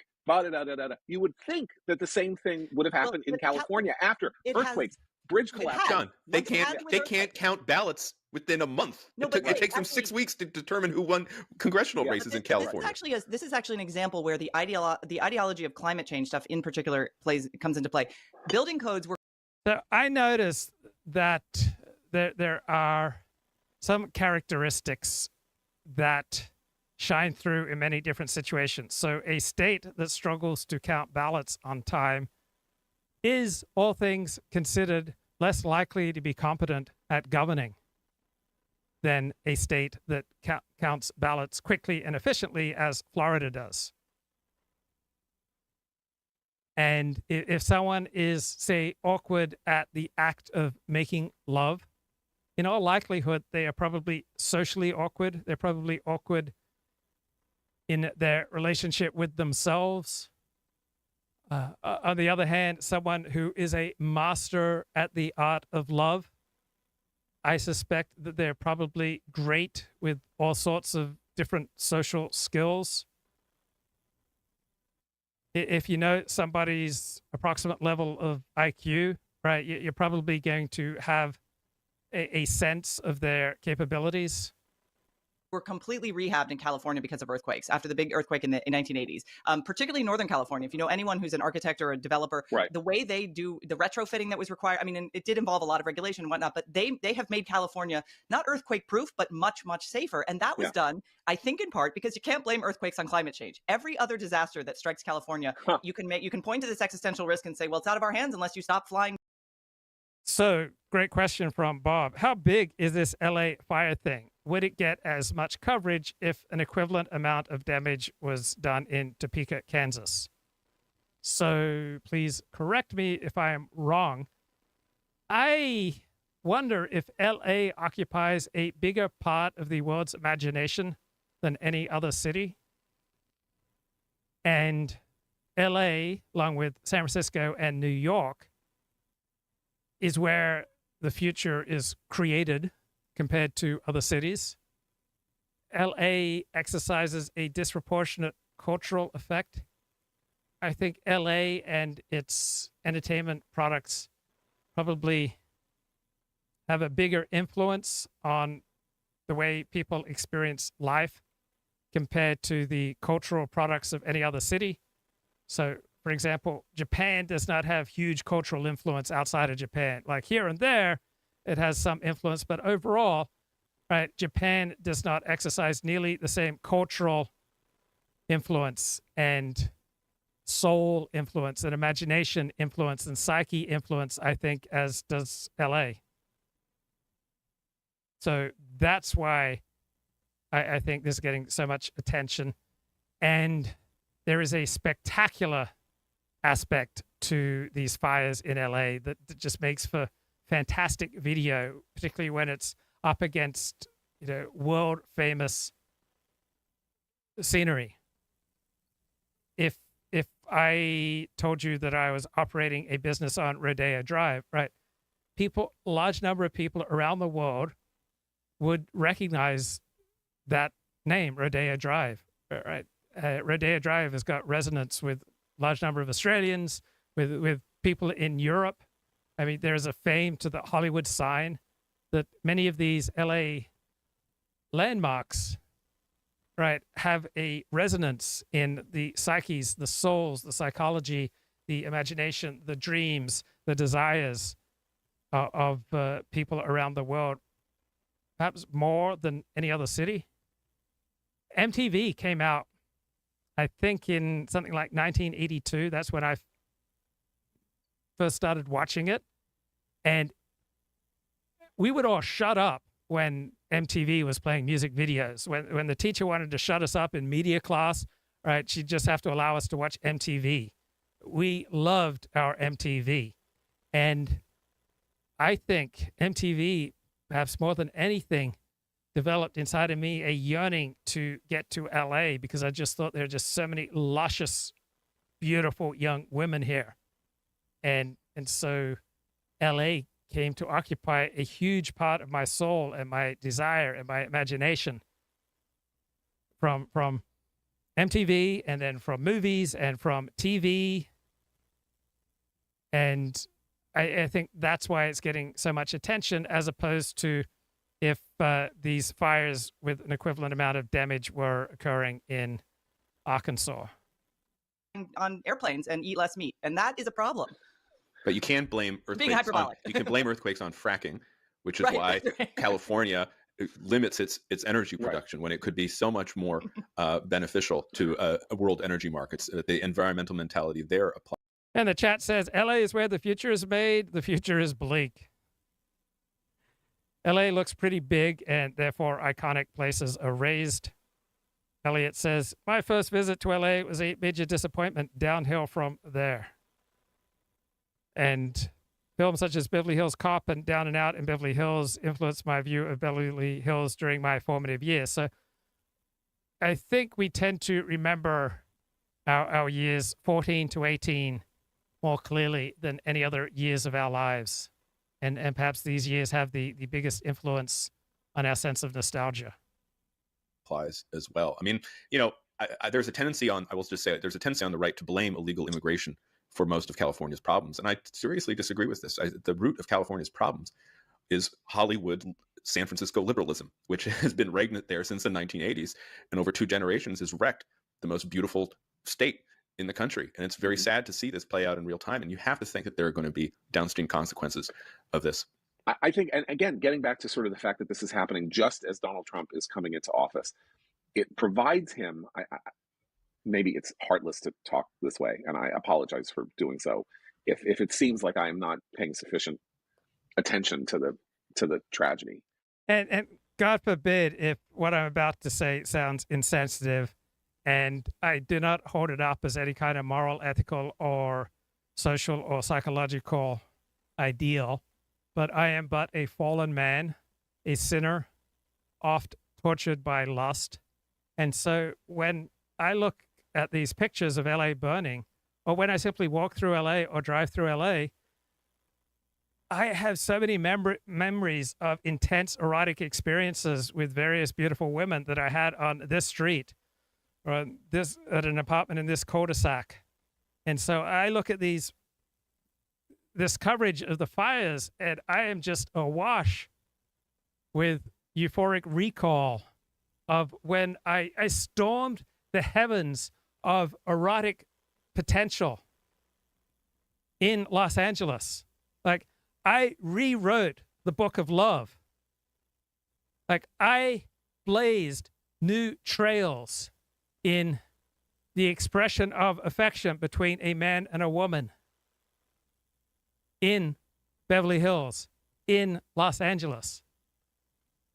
I created new forms of expression, new ways to show a member of the opposite sex how much you love her in LA. I broke the mold in this department in Beverly Hills. I was a pioneer in Beverly Hills. I was a pioneer of love in Beverly Hills. I was a seminal blogger in Beverly Hills. I rewrote the rulebook for human communication in Beverly Hills. And I don't like to talk about myself, but I cannot stand here and tell a lie. But it provides him with a contrast inside the United States. It's not just Biden who is the failure that he was elected to somehow supplant and reverse policies of. It is the model of what Walter Russell Mead has called blue state governance, right? Which is implicated in the treatment in the border crisis. Well, and what's his opponent's whole identity? Kamala Harris is a California politician. Right. She's a California Democrat through and through. Right. And so I think that he can say the way these people have gone about professing their ideology and putting their ideology into practice in terms of state legislation and regulation and things like that, we can now say are actively harmful, not only to the economy in the form of, as Matt would say, like the fact that the fracking is limited, that our economic, the engine of our economic power in energy is, we have to fight to get the stuff out of the ground that has these massive energy and defense were the two pillars of Red California. Right, they and were. The liberals, right. And the liberals destroyed both of them. Yes. Right. And now it's Blue California. So we want Red California back. We got to go. We have to return to the economic basis of that. Yeah, I mean, people may not really know this because it was 30 years ago, and if you're a younger person, you may not know this, but California was a Republican state. You know, two great Republican presidents, Reagan and Nixon. Yeah, but I mean, California. It was a Republican state. I don't like to talk about myself. I'm very other focused. But LA, 1998. This is a story of a man, just a kid in from the sticks, just a kid with a plan. And fantasy man, Ron Levy, right, he took a gamble and he played me in first grade.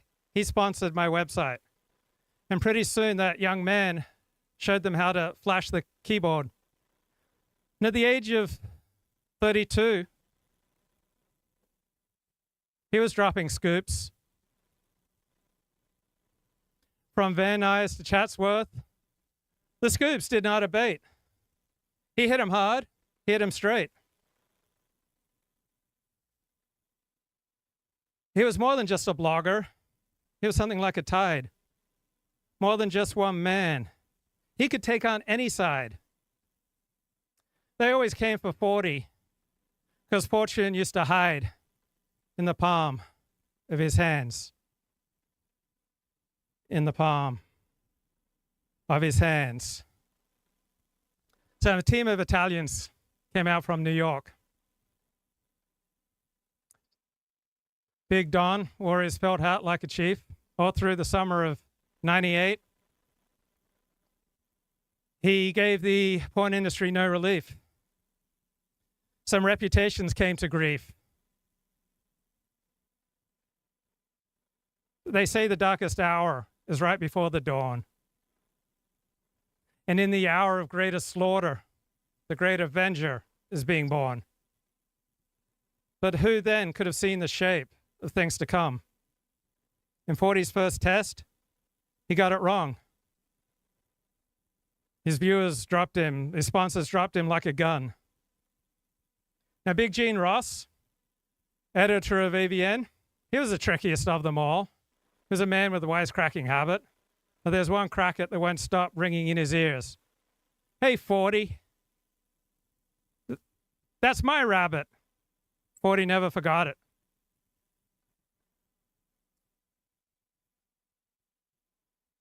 He was more than just a blogger.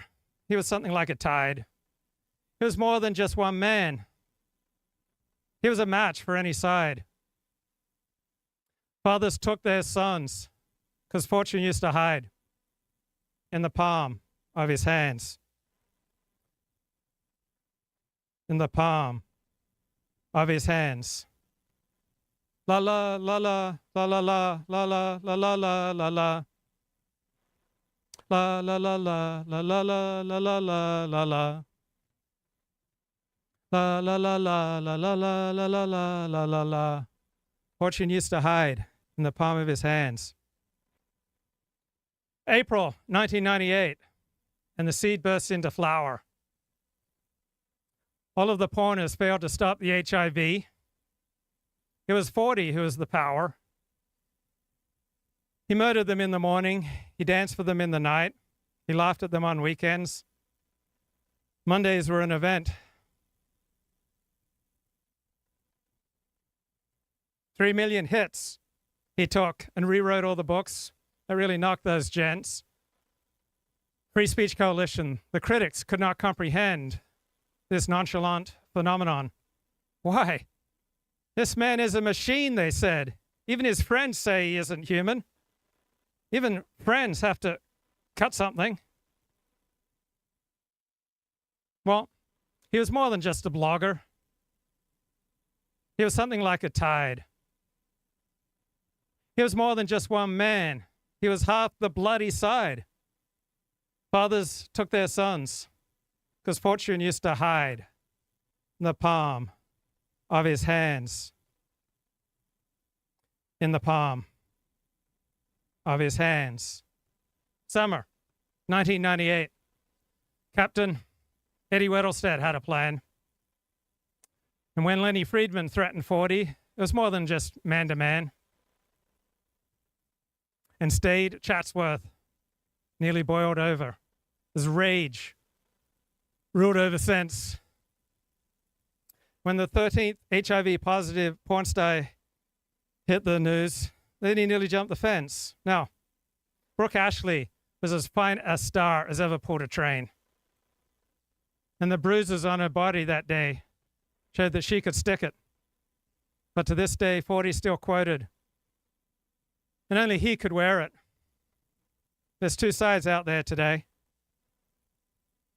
Only one of them's playing cricket.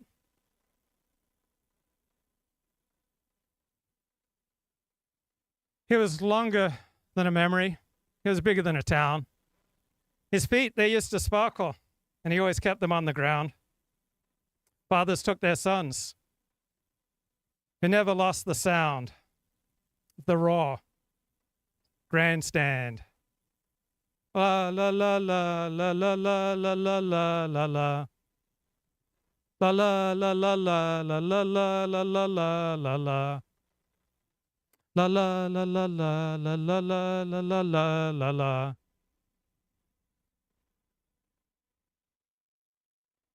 Now shadows grow longer, and there's so much more yet to be told. But we're not getting any younger. So let the part tell the whole. Now the vloggers all wear colors. The circus is in town. I no longer can go down there, down to that sacred ground. He was more than just a blogger. He was something like a tide. He was more than just one man. He was half the bloody side. Fathers took their sons, because fortune used to hide in the palm of his hands.